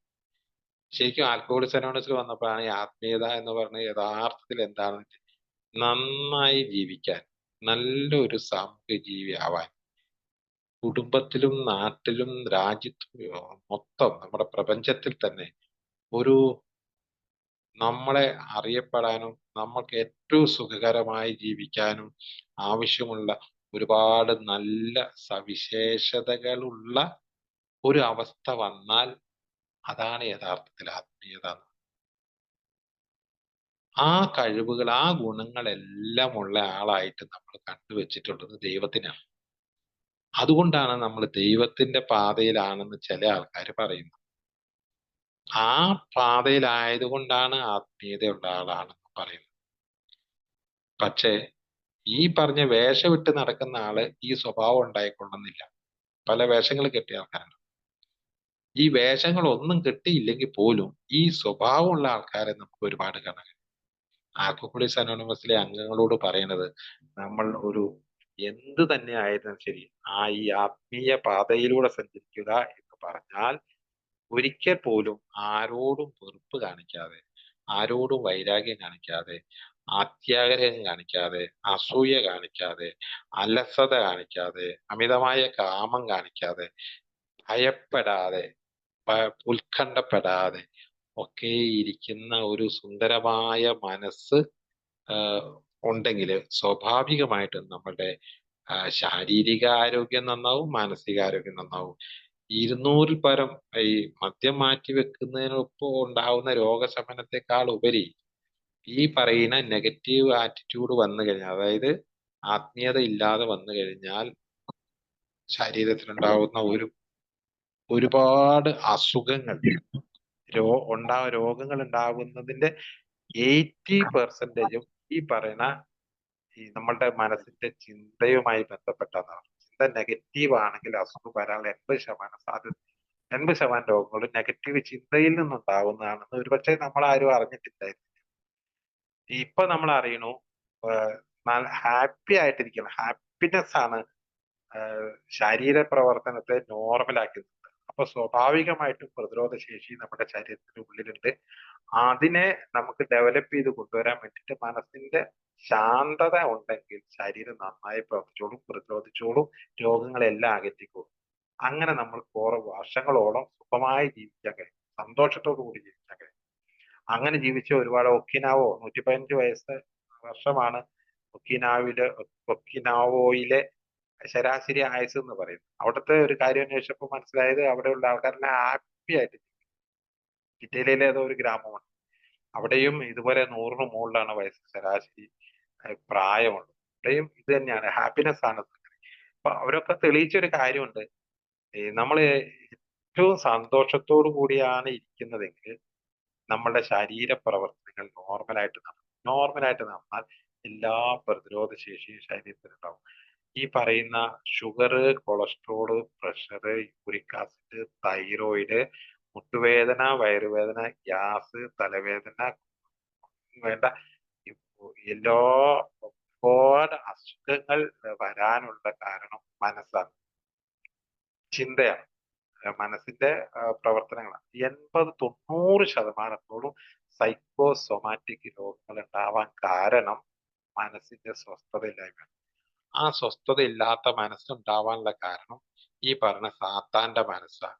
എന്ന് വെച്ചാൽ സാത്താന്റെ മനസ്സെന്ന് പറഞ്ഞാൽ അവിടെ ഭയം, ഉത്കണ്ഠ, ദേഷ്യം, വൈരാഗ്യം, വെറുപ്പ്, വിദ്വേഷം എന്ന് പറഞ്ഞ കുറേ സാധനങ്ങളാണ് ഈ പറയുന്ന അസുഖം ഉണ്ടാവാനുള്ള. എന്നാൽ ഈ പറഞ്ഞ സംഗതികള് സ്നേഹവും സന്തോഷവും സംതൃപ്തിയും വിനയവും എളിമയും ഈ പറഞ്ഞ ഈ ഗുണങ്ങളെല്ലാം ഉള്ള ദൈവത്തിൽ പറയുന്ന നമ്മൾ പറയുന്ന കാണുന്ന ആ ഗുണങ്ങളെല്ലാം ഉണ്ടെങ്കിൽ അയാളുടെ മനസ്സും സ്വസ്ഥമായിരിക്കും. അതുകൊണ്ട് തന്നെ അയാളുടെ ശരീരവും സ്വസ്ഥമായിരിക്കും. ഈ ഒരു സംഗതിയൊക്കെ മനസ്സിലായത് ഈ ആൽക്കഹോളിസം അനോണിമസിൽ വന്നപ്പോഴാണ്. അതുകൊണ്ട് അവിടെയാണ് കൃത്യമായ ഒരു ആശയത്തെ ഇങ്ങോട്ട് മാറ്റി വെക്കുക ചെയ്തത്. അതൊക്കെ നല്ല ദേഷ്യം പിടിക്കുന്നതും അങ്ങനെ കാണിക്കുന്നതും, ഈ കുറച്ച് അസൂയ കാണിക്കുന്നതും, കുറച്ച് പിശുക്ക് കാണിക്കുന്നതും, കുറച്ച് അത് ചെയ്യുന്നു ഇത് ചെയ്യുന്നു, ഒന്നും ഒരു കുഴപ്പമുള്ളതേ. അതൊക്കെ ഇപ്പൊ എല്ലാവരും ചെയ്യുന്നല്ലേ, ഞാനായിട്ട് ഇപ്പൊ ചെയ്ത് ഇപ്പൊ എന്താ കുഴപ്പം എന്നുള്ളതിൽ നിന്ന് അത് മറ്റുള്ളവർക്ക് കുഴപ്പം ഉണ്ടാവുന്നില്ലെങ്കിലും അവനവനില് കുഴപ്പം ഉണ്ടാവുന്നുണ്ടെന്ന് മനസ്സിലായി. ഇപ്പൊ ഞാനൊരു കാര്യത്തിന് വാശി പിടിക്കുമ്പോ അത് വാശി പിടിച്ച് ഞാനത് ചെയ്യുമ്പോ മറ്റേ ആളുടെ അടുത്ത് ജയിക്കുകയാണെന്നാണ് നമ്മൾ വിചാരിക്കുന്നത്. പക്ഷേ ആ ഒരൊറ്റ വാശി നമ്മളിൽ സംഭവിക്കുന്ന ഒരുപാട് നെഗറ്റീവ് എനർജി ഉണ്ട്, അത് നമ്മൾ ഒരിക്കലും അറിയുന്നില്ല. ഒരു ദേഷ്യം പിടിക്കുമ്പോ നമ്മളുടെ ശരീരം എത്രമാത്രം അഡ്രീനാലിൻ ഉൽപ്പാദിപ്പിക്കുന്നുണ്ട് എന്നുള്ള വിവരം നമ്മൾ അറിയുന്നില്ല. അതെത്രമാത്രം നമ്മുടെ എല്ലുകളെ നുറുക്കിക്കളയുന്നു നമ്മൾ അറിയുന്നില്ല. ഒരു സ്ട്രെസ് ഉണ്ടാവുമ്പോ കോർട്ടിസോൾ എന്ന് പറയുന്ന ഹോർമോൺ ഉൽപ്പാദിപ്പിക്കുമ്പോൾ അത് എത്ര ദിവസത്തെ ആയുസാണ് ഒറ്റ സ്ട്രെസ്സിന്. ഒരു കോർട്ടിസോൾ മതി, ഒരു കോർട്ടിസോൾ നമ്മൾ എത്രയോ ദിവസത്തെ ആയുസാണ് കുറയ്ക്കുന്നത് പെട്ടെന്ന്. അപ്പോ ഈ പറയുന്ന ഇതൊക്കെ ഉണ്ടാവാനുള്ള നെഗറ്റീവ് ഹോർമോൺസ് ഒക്കെ ഉൽപ്പാദിപ്പിക്കാറുണ്ട്, കാരണം നെഗറ്റീവ് ചിന്തകളാണ്. ഈ നെഗറ്റീവ് ചിന്തകളൊക്കെ ന്യായീകരിച്ചുകൊണ്ട് നടക്കും. ഇപ്പോ നല്ല ചിന്തകൾ കൊണ്ടുവരുന്ന സമയത്ത് നമുക്ക് നല്ല ഹോർമോൺ ശരീരത്തിൽ ആരോഗ്യം കൂടുന്നു. അപ്പൊ ആ ഒരു ധാരണ വന്നതോടുകൂടി ഞാനിപ്പോ ആരോടും ദേഷ്യം പിടിക്കാറില്ല. ദേഷ്യം പിടിക്കേണ്ട സന്ദർഭം വരുമ്പോൾ അവിടെ നിന്ന് രക്ഷപ്പെടുന്നു. ജസ്റ്റ് ഭാവിയെ കുറിച്ച് ഓർത്ത് ആകുലപ്പെടാറില്ല. ആകുലപ്പെടേണ്ട കാര്യവുമില്ല. കാരണം നാളത്തെ കുറിച്ച് നമുക്ക് യാതൊന്നും അറിയില്ല. ഇതൊക്കെ ദൈവ നിശ്ചയം എന്ന് പറഞ്ഞ് നമുക്കതിനെ സുഖമായിട്ട് അതിനെ ഉൾക്കൊള്ളാനുള്ള കഴിവ് വന്നു. ഇപ്പൊ ഭയം കുറഞ്ഞു, ഉത്കണ്ഠ കുറഞ്ഞു, ദേഷ്യം കുറഞ്ഞു, വെറുപ്പ് ആരെയെ കുറിച്ചും വെറുപ്പ് സൂക്ഷിച്ചു നടക്കുന്നില്ല. അതെല്ലാം എടുത്ത് ഒഴിവാക്കി. ഇങ്ങനെ ഒരു കാലത്ത് ന്യായീകരിച്ചുകൊണ്ടിരുന്ന കുറേ സ്വഭാവ സവിശേഷത, ഞാൻ അങ്ങനെയാണ്, ഞാൻ പണ്ടേ അങ്ങനെയാണ്, എന്റെ കുടുംബം പിന്നെ നമുക്ക് ന്യായീകരിക്കാൻ വേണ്ടി പറയും എന്റെ അച്ഛനും അച്ഛനും അച്ഛന്റെ ഏട്ടനും മറ്റവരും മറിച്ചവരും ഒക്കെ ഈ സ്വഭാവക്കാരായിരുന്നു, അപ്പൊ ഞാനും അങ്ങനെയാണ്, പാരമ്പര്യമായിട്ട് ഞങ്ങൾ അങ്ങനെ തന്നെയാണ് എന്ന ഒരു ന്യായീകരണത്തോടു കൂടി അത് ഒരിക്കൽ പോലും മാറ്റാൻ തയ്യാറായിരുന്നില്ല. ആൽക്കഹോളിക്സ് അനോണിമസിൽ വന്നപ്പോ ഇതിന്റെ അകത്ത് ചെറിയ ചേഞ്ച് വരാൻ, ഒരു പുതിയ ലെവലിലേക്ക്, ഒരു പറയുന്ന ആത്മീയ ലെവലിലേക്ക് അങ്ങോട്ട് മാറുന്നു. അങ്ങനെ ഒരു ലോകമുണ്ട് എന്ന് മനസ്സിലാവും. ശരിക്കും ഇതുവരെ കാണാത്ത ഒരു ലോകം, ഇതുവരെ മനസ്സിലാക്കാത്ത ഒരു ആശയം, പോവാത്ത ഒരു വഴി, പുതിയ ഒരു പന്താവിലേക്ക് ഈ പറയുന്ന യാത്ര ഒരു വമ്പൻ ചേഞ്ചാണ് വന്നത്. ആശയങ്ങൾ മാറിയെന്ന് മാത്രമല്ല, നമ്മളുടെ യാത്ര, ജീവിതയാത്ര ഇന്നലെ വരെ പിടിച്ചുകൊണ്ട് നടന്ന ഇന്നലെ വരെ നടത്തിയ ആ പാതയിലേ അല്ല, തികച്ചും വേറെ ഒരു പാതയിലേക്ക് ഒരു മാറ്റമാണ്. ഇതിനെ സൈക്കോളജിയിൽ പറയുന്നത് പാരഡൈം ഷിഫ്റ്റ് എന്നാണ്. പാരഡൈം ഷിഫ്റ്റ് എന്ന് വെച്ചാല് ഒരു ഒരു യാത്രയില് ഏതെങ്കിലും ഒരു പ്രത്യേക ഘട്ടത്തിൽ എത്തുമ്പോൾ അവിടെ നിന്ന് ഇന്ന് ഇരുന്ന് ചിന്തിച്ച് യാത്ര മാറ്റി ചിന്തിക്കണം, മാറിപ്പോകണം. ഈ അതിന് ഒരു ഉദാഹരണം പറയുന്നത്, ഈ മഴവെള്ളം, വെള്ളം ഒരു മണ്ണിലൂടെ ഇങ്ങനെ കുത്തി ഒലിച്ചു പോവുകയാണെന്ന്. അപ്പൊ ഇങ്ങനെ കുത്തി ഒലിച്ചു പോകുന്ന വെള്ളം കുറച്ചു ദൂരം ചെന്ന് കഴിയുമ്പോൾ അതിങ്ങനെ താഴ്ന്ന നിലത്തോക്ക് ഇങ്ങനെ, താഴ്ന്ന നിലത്തുകൂടിയാണ് ഇങ്ങനെ പോകുന്നത്. അപ്പൊ അത് ഇങ്ങനെ ഒഴുകി പോവാം. അപ്പൊ അവിടെ ചെന്നപ്പോ അവിടെ വലിയൊരു കുന്ന്, ആ കുന്നിൽ ചെന്ന് വെള്ളം ഇങ്ങനെ ഇടിച്ചു നിൽക്കുകയാണ്. ഇടിച്ചു നിന്നിട്ട് ഈ വെള്ളം എന്ത് ചെയ്യുന്നത് വെച്ചാൽ, ആ ബ്ലോക്കായ വെള്ളത്തെ ഓർത്ത് അവിടെ മതിലിനെ ഓർത്ത് വിഷമിച്ച് നിൽക്കാതെ ഈ വെള്ളം അവിടെ ചാല് മാറ്റി വേറൊരു വഴിയിലൂടെ പോവുക ചെയ്യും. നമ്മളൊരു വഴിയിലൂടെ വണ്ടി ഓടിച്ചു പോകുമ്പോൾ, ഇങ്ങനെ പോകുമ്പോ നമുക്കൊരു ന്യൂസ് കിട്ടുന്ന ആ വഴി ബ്ലോക്കാണ് കേട്ടോ. ആ വഴി ബ്ലോക്ക് ആണെങ്കിൽ നമ്മൾ വേഗം പെട്ടെന്ന് ആലോചിക്കും നമുക്ക് വേറെ വഴിയുണ്ട്, ഈ വഴിക്കൂടെ പോയിട്ട് അങ്ങനെ പോകാം. നമ്മളിങ്ങനെ മാറ്റി വിടുന്ന ആൾക്കാരുണ്ട്.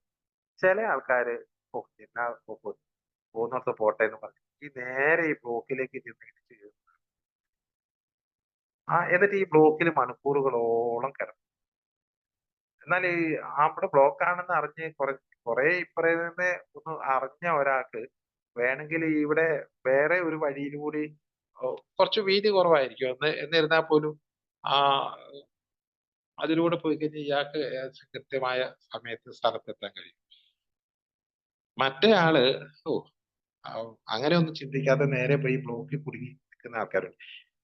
അപ്പൊ ഒന്ന് വഴി മാറ്റി വിടാൻ, വഴിയൊന്ന് മാറി വിടാൻ, ഈ പറഞ്ഞ വെള്ളം ഒലിച്ചു പോയപ്പോഴുള്ള വെള്ളം ഇങ്ങനെ വഴി മാറി പോകുന്ന പോലെ നമ്മൾ ചിലപ്പോ ഈ വഴി മാറ്റി വിടാൻ തയ്യാറല്ലല്ലോ.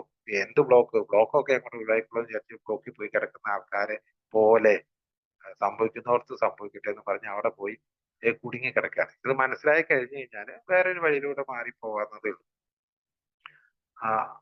അപ്പൊ നമുക്കൊരു പുതിയ റൂട്ട് പെട്ടെന്ന് ഒരു സംഗതി കിട്ടുന്നു, എന്നിട്ട് റൂട്ട് മാറ്റി പോകുന്ന ആൾക്കാരാണ് ഈ ശരിക്കും പറഞ്ഞാല് ഈ എന്താ പറയാ ഇമാജിനൽ തിങ്കിങ്ങിന്റെ ആൾക്കാരെന്ന് പറഞ്ഞു. വേറിട്ടൊന്ന് ചിന്തിക്കും. എല്ലാവരും പോകുന്ന വഴിയിലൂടെ പോകുന്നതിനപ്പുറത്ത് വേറൊരു വഴിയുണ്ടോ എന്ന് അന്വേഷിക്കുന്ന ആൾക്കാരാണ് ചില ആൾക്കാർ. അപ്പൊ എനിക്ക് തോന്നുന്ന ഈ ആൽക്കഹോളിക്സ് അനോണിമസിലുള്ള ആൾക്കാരെന്ന് പറയുന്നത്, ഇതിൻ്റെ അകത്ത് വന്ന് നിലനിൽക്കുന്ന ആൾക്കാർ ഇമാജിനലുകളാണെന്നാണ് എന്റെ ഒരു അഭിപ്രായം. എന്ന് വെച്ചാല് ലക്ഷക്കണക്കിന് ആൾക്കാർ കുടിച്ചു നടക്കും, ഭയങ്കര കുടി അങ്ങനെ ഭയങ്കരമായി ഗത്യന്തരമില്ലാതെ കുടിക്കുന്ന ആയിരക്കണക്കിന് ലക്ഷക്കണക്കിന് ആൾക്കാർ നമ്മുടെ ചുറ്റും കാണാം. പക്ഷെ അതിന്റെ അകത്തുനിന്ന് ഒന്ന് മാറി ചിന്തിക്കാനുള്ള മനസ്സുണ്ടാക്കിയെടുക്കുക എന്ന് പറയുന്നത് എളുപ്പമുള്ള കാര്യം. ആ അത് അത്തരമുള്ള ഒരു 2% കുടിക്കുന്ന ആൾക്കാരിൽ ഒരു 1% അല്ലെങ്കിൽ 2% ആൾക്കാർക്ക് ഈ ഒരു ഭാഗ്യം ഉണ്ടാവുള്ളൂ എന്ന് പറഞ്ഞാൽ ഇമാജിനത്തിൽ എല്ലാവരും പോകുന്ന വഴിയിലൂടെ പോവുകയല്ല, ഒന്ന് മാറി ചിന്തിച്ച് എനിക്ക് വേറൊരു വഴിയിലൂടെ പോയാലോ എന്ന് ആലോചിക്കാൻ അവസരം കിട്ടിയ ഭാഗ്യവാന്മാരാണ്. ഈ ആൾക്കാർക്ക് കിട്ടിയിട്ടുള്ളത് ഞാൻ നേരത്തെ പറഞ്ഞില്ലേ പാരഡൈം ഷിഫ്റ്റ് എന്ന് പറയുന്നത്, ചിന്താഗതിയിലുള്ള ഒരു ഷിഫ്റ്റിനെയാണ് പാരഡൈം ഷിഫ്റ്റ്. മൊത്തത്തിലുള്ള കാര്യം ഷിഫ്റ്റ് ചെയ്യുന്നത് ഇതുവരെ പോയ യാത്രയിലേ അല്ല. അതിനൊരു എക്സാമ്പിൾ പറയാം. ഒരിക്കലും ഒരു തീവണ്ടി ഓഫീസില് റെയിൽവേ സ്റ്റേഷനിൽ രണ്ടുപേര് കുറെ പേര് ഇരുന്ന് അവിടെ നിന്ന് പത്രം വായിക്കുന്നു. ഒരു അച്ഛനും അച്ഛന്റെ 2 മക്കളും കൂടി ആ റെയിൽവേ സ്റ്റേഷനിൽ വരുന്നു.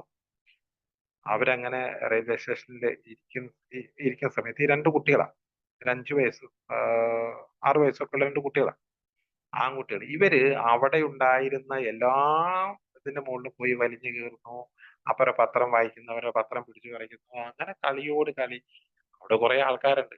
അപ്പൊ ഇവർക്കൊന്നും ഈ കുട്ടികളുടെ കളി തീരെ ഇഷ്ടാവും. അപ്പോ ആൾക്കാരെല്ലാവരും നോക്കി. അപ്പൊ ഇയാളുടെ മകനാണ്. ഇയാളാണെങ്കിൽ ആ ഒരു കസേരയിൽ ഇങ്ങനെ വെറുക്കട്ടിയാന്ന് പറഞ്ഞിരിക്കും.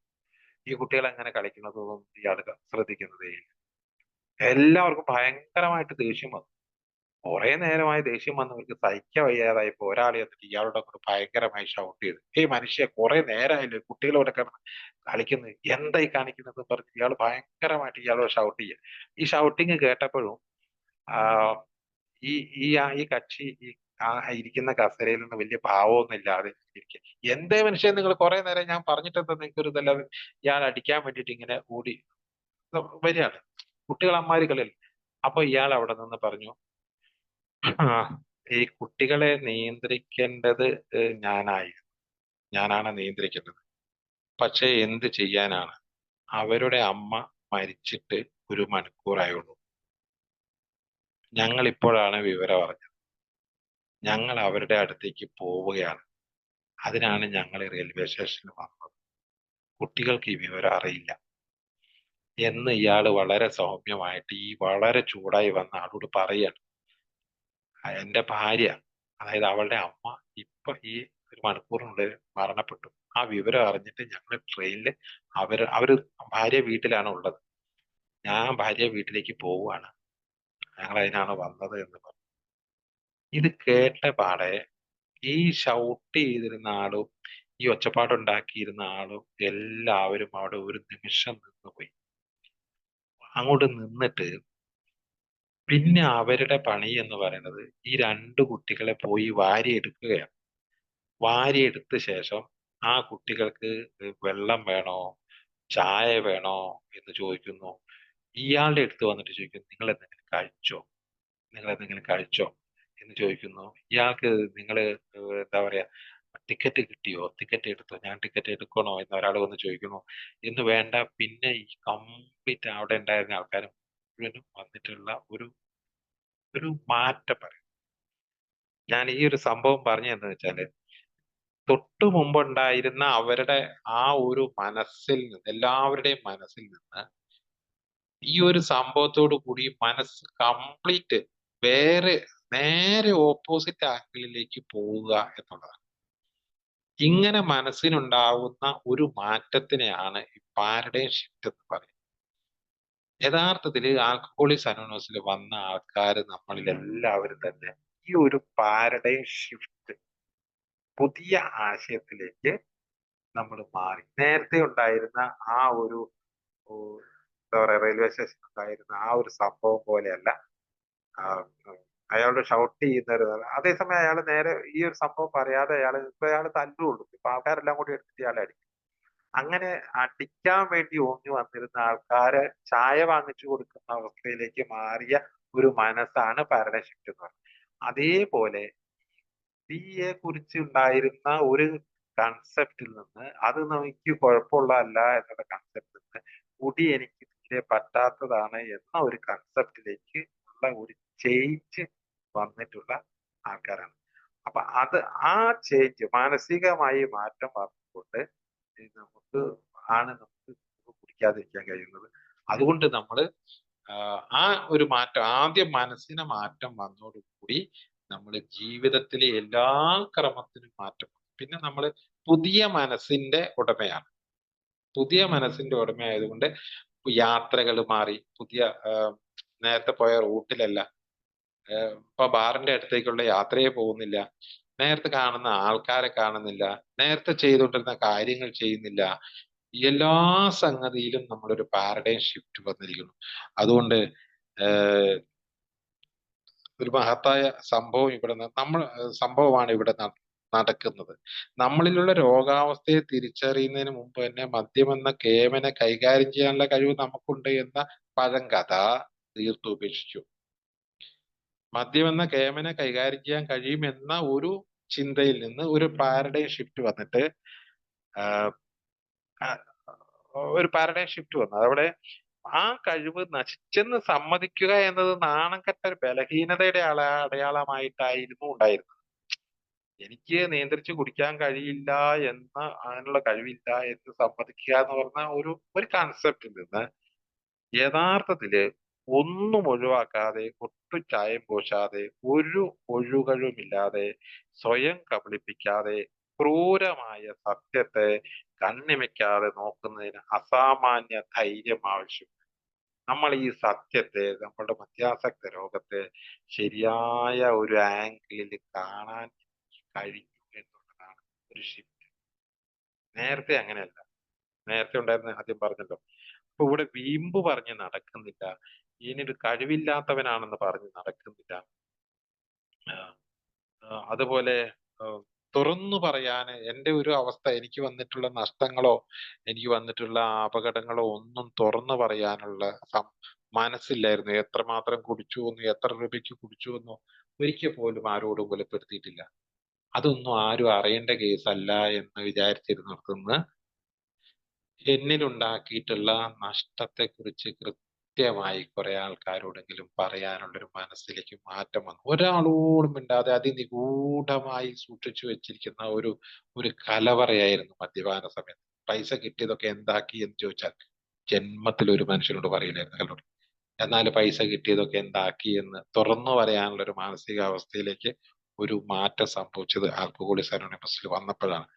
അതുകൊണ്ട് ഈ ഒരു കാലത്ത് നമ്മൾ നമ്മളെ തന്നെ പറ്റിച്ചുകൊണ്ടിരിക്കുകയാണ്. ശരിക്കും പറ്റിക്കാണ്. വീമ്പ് പറയുന്നത് ഉചിതമല്ല. എന്നിരുന്നാലും തുറന്നു പറയട്ടെ, സ്വയം കബളിപ്പിക്കുന്നതിന്റെ ലോക റെക്കോർഡ് ഞങ്ങൾ ധാരാളമാണ്. സ്വയം കബളിപ്പിച്ചുകൊണ്ടിരിക്കുകയാണ്. യഥാർത്ഥത്തിലുള്ളത് ഒരു സംഗതി വശത്ത് നടക്കുന്ന സമയത്ത് പുറമേ കാണാൻ വേണ്ടി നമ്മൾ എന്തൊക്കെയോ പറയുകയും കാട്ടിക്കൂട്ടുകയും ഒക്കെ ചെയ്തിട്ടുണ്ട്. ആക്ച്വലി നമ്മൾ എന്താണെന്നുള്ളത് നോക്കുന്നില്ല, കാണുന്നില്ല, കണ്ടാൽ തന്നെ മിണ്ടുന്നില്ല, അത് നമ്മൾ അനുഭവിക്കുന്നില്ല. വീണ്ടും വീണ്ടും കുറിച്ചുകൊണ്ടിരിക്കുക എന്ന് പറയുന്ന ഒരു ഷിഫ്റ്റ് വന്നിട്ട്, പാരഡൈം ഷിഫ്റ്റ് വന്ന് ഞാൻ എന്നിലേക്ക് നോക്കിയപ്പോ എന്നിൽ ഈ മദ്യാസക്ത രോഗം എങ്ങനെ അത് എഫക്ട് ചെയ്തു, എനിക്ക് എന്തെല്ലാം നഷ്ടമായി, എനിക്ക് എന്തെല്ലാം പ്രശ്നങ്ങളുണ്ടായി, ആരോടൊക്കെല്ലാം ഈ ബന്ധങ്ങളിൽ എന്ത് സംഭവിച്ചു, രോഗങ്ങൾ എന്നെല്ലാം ഒന്ന് സ്വയം കണ്ടെത്താനുള്ള ഒരു മനസ്സിലേക്ക് മാറി എന്നുള്ളതാണ്. ഈ ഭാഗത്തേക്ക് നേരത്തെ നോക്കിയിട്ടില്ല. നേരത്തെ നോക്കിയിരുന്നത് അതിന്റെ പോസിറ്റീവ് വശങ്ങളാണ് എങ്കിൽ, അത് മാത്രമാണ് നോക്കിയതെങ്കിൽ, ഇപ്പൊ നോക്കുന്നത് ആ കണ്ടുപിടിച്ചപ്പോണ്ടായ നെഗറ്റീവ് വശങ്ങളാണ്. ഇതാണ് ഒരു മാനസിക മാറ്റം, അല്ലെങ്കിൽ ഒരു പാരഡൈം ഷിഫ്റ്റ് എന്ന് പറയുന്നത്. ആ ഷിഫ്റ്റ് സംഭവിച്ചിട്ടുള്ളത് ഈ കൂട്ടായ്മയിൽ വന്നുകൊണ്ടാണ്.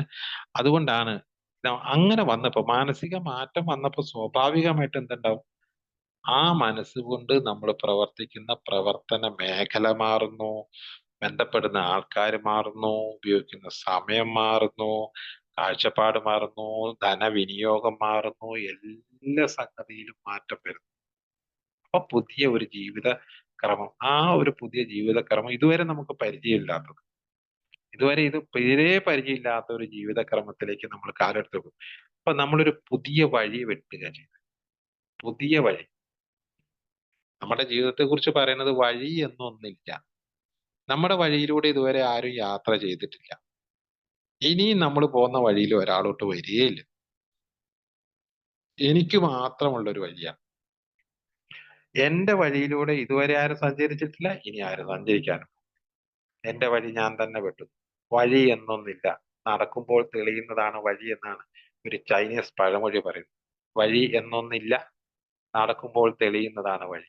അങ്ങനെ സ്വന്തമായി ഒരു വഴിയുണ്ടാക്കി ആ വഴിയിലൂടെ സ്വന്തമായി യാത്ര ചെയ്യാൻ എനിക്ക് ധൈര്യം തരുന്നത് ഈ കൂട്ടായ്മയാണ്. അതുകൊണ്ട് തന്നെ ഈ കൂട്ടായ്മയിൽ നിലനിൽക്കാൻ എനിക്ക് വളരെയധികം ആഗ്രഹമുണ്ട്. കാരണം ഈ എന്നെ തിരിച്ചറിയാൻ, എന്റെ യാത്രകൾ തിരിച്ചറിയാൻ, എന്നെ മനസ്സിലാക്കാൻ ഇതുവരെ ഞാൻ എന്റെ ഉള്ളിലേക്ക് നോക്കാതെ നേരത്തെ ഉണ്ടായിരുന്ന വലിയൊരു മാറ്റം എന്ന് പറയുന്നത്, ചുരുക്കി പറഞ്ഞാൽ ഇതാണ്. നേരത്തെയൊക്കെ പുറമേയുള്ള കാര്യങ്ങൾ മാത്രമാണ് കണ്ടിരുന്നത്, എന്റെ ഉള്ളിലേക്ക് നോക്കിയിരുന്നത്. എന്നാൽ ഇപ്പോ ഞാൻ എന്റെ ഉള്ളിലേക്ക് ആദ്യം നോക്കുന്നു, ഞാൻ എന്നെ തിരിച്ചറിയുന്നു. ഞാൻ തീരുമാനം എടുക്കുന്നത് പുറമേക്ക് നോക്കിയിട്ടായിരുന്നെങ്കിൽ ഇപ്പൊ ഞാൻ തീരുമാനം എടുക്കുന്നത് ഞാൻ എന്റെ ഉള്ളിലേക്ക് ചോദിച്ചിട്ടാണ്. Look inside, look outside and then decide എന്ന്.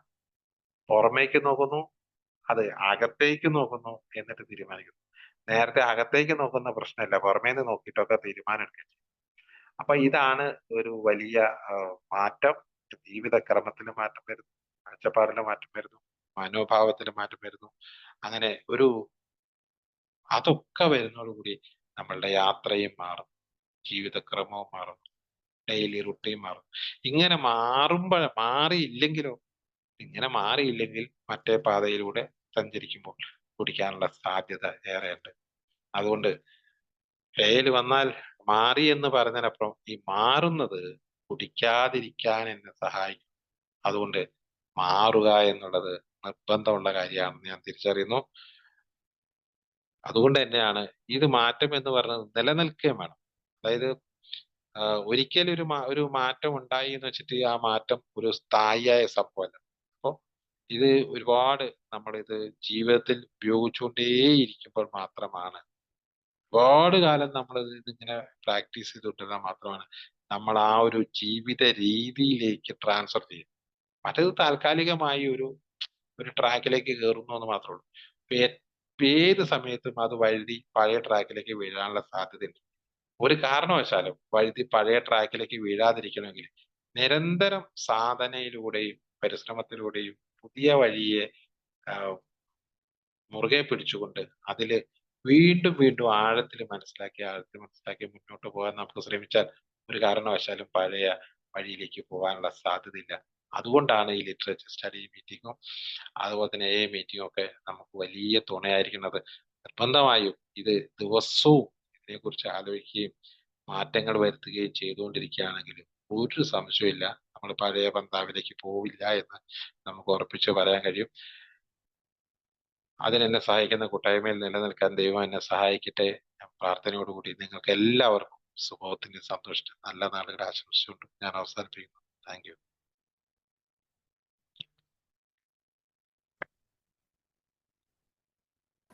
താങ്ക് യു വിജയ് മാഷെ, താങ്ക് യു.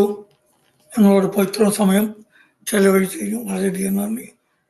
ആർക്കെങ്കിലും എന്തെങ്കിലും കൂട്ടി ചേർക്കാനോ സംശയങ്ങളോ ഉണ്ടെങ്കിൽ മുമ്പോട്ട് വന്ന് ചോദിക്കാവേ.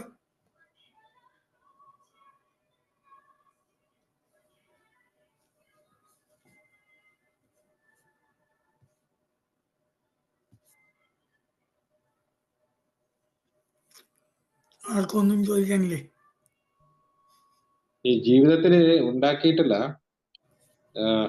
ഇതിപ്പോ ഒരു അനുഭവം പറയാനാണെങ്കിൽ ജീവിതത്തില് ഈ നേരെ പാരഡൈം ഷിഫ്റ്റ് വന്നു. പാരഡൈം ഷിഫ്റ്റ് എന്താന്ന് മനസ്സിലാക്കണം.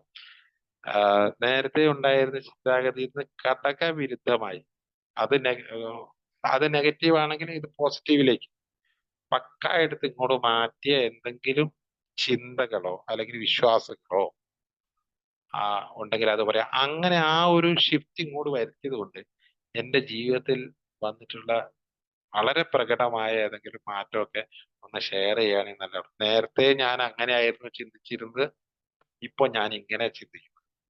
അങ്ങനെ ചിന്തിച്ചപ്പോൾ ഉണ്ടായിരുന്ന എന്റെ ദോഷവും ഇങ്ങനെ ചിന്തിച്ചപ്പോൾ ഉണ്ടായ എന്റെ ഏതെങ്കിലും ഗുണവും നമുക്ക് ഏതെങ്കിലും ഓർക്കുന്നത് ഉണ്ടെങ്കിൽ അത് പറഞ്ഞാൽ ബാക്കിയുള്ളവർക്ക് അത് ആരും അത് ഇപ്പൊ ഈ പറഞ്ഞ സംഗതി ആ തരത്തിൽ ആരും ചിന്തിച്ചിട്ടുണ്ടാവില്ല. അപ്പൊ ഞാന് ഇത് ആർക്കെങ്കിലും ഒക്കെ സഹായിക്കണമല്ലോ എന്ന് വിചാരിച്ചു നോക്കുമ്പോഴാണ് മറ്റേ ഓരോ കാര്യങ്ങളും ഞാൻ നേരത്തെ ഉണ്ടായിരുന്ന ആ അവസ്ഥയിൽ നിന്ന് അതിന്റെ ചിന്തയുടെ അവസ്ഥ മാത്രമല്ല അതിന്റെ പ്രവർത്തിയുടെ അവസ്ഥയിൽ വന്നിട്ടുള്ള മാറ്റങ്ങളും മിക്കവാറും എല്ലാം ഞാൻ ലിസ്റ്റ് ചെയ്ത് വെച്ചിട്ടുണ്ട്. സമയമില്ലാത്തത് കൊണ്ടൊന്നും പറഞ്ഞിട്ടില്ല. നിങ്ങൾ ആരെങ്കിലും ഒക്കെ അങ്ങനെ എന്താ പറയാ ആ പാരഡൈം ഷിഫ്റ്റ് വന്ന ഏതെങ്കിലും അനുഭവത്തിൽ പറഞ്ഞാൽ നന്നാവുമെന്നാണ് എന്റെ അഭിപ്രായം. Okay, thank U.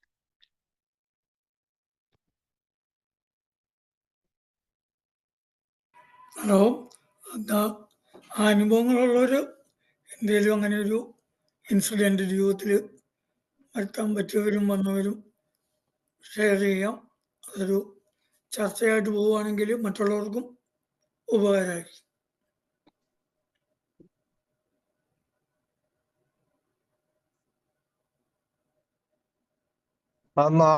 ഞാൻ പറയാം. ചേട്ടാ കേൾക്കാവോ? ഞാൻ വണ്ടി ഓടിക്കുവോ? കേൾക്കാം, പറഞ്ഞോളൂ.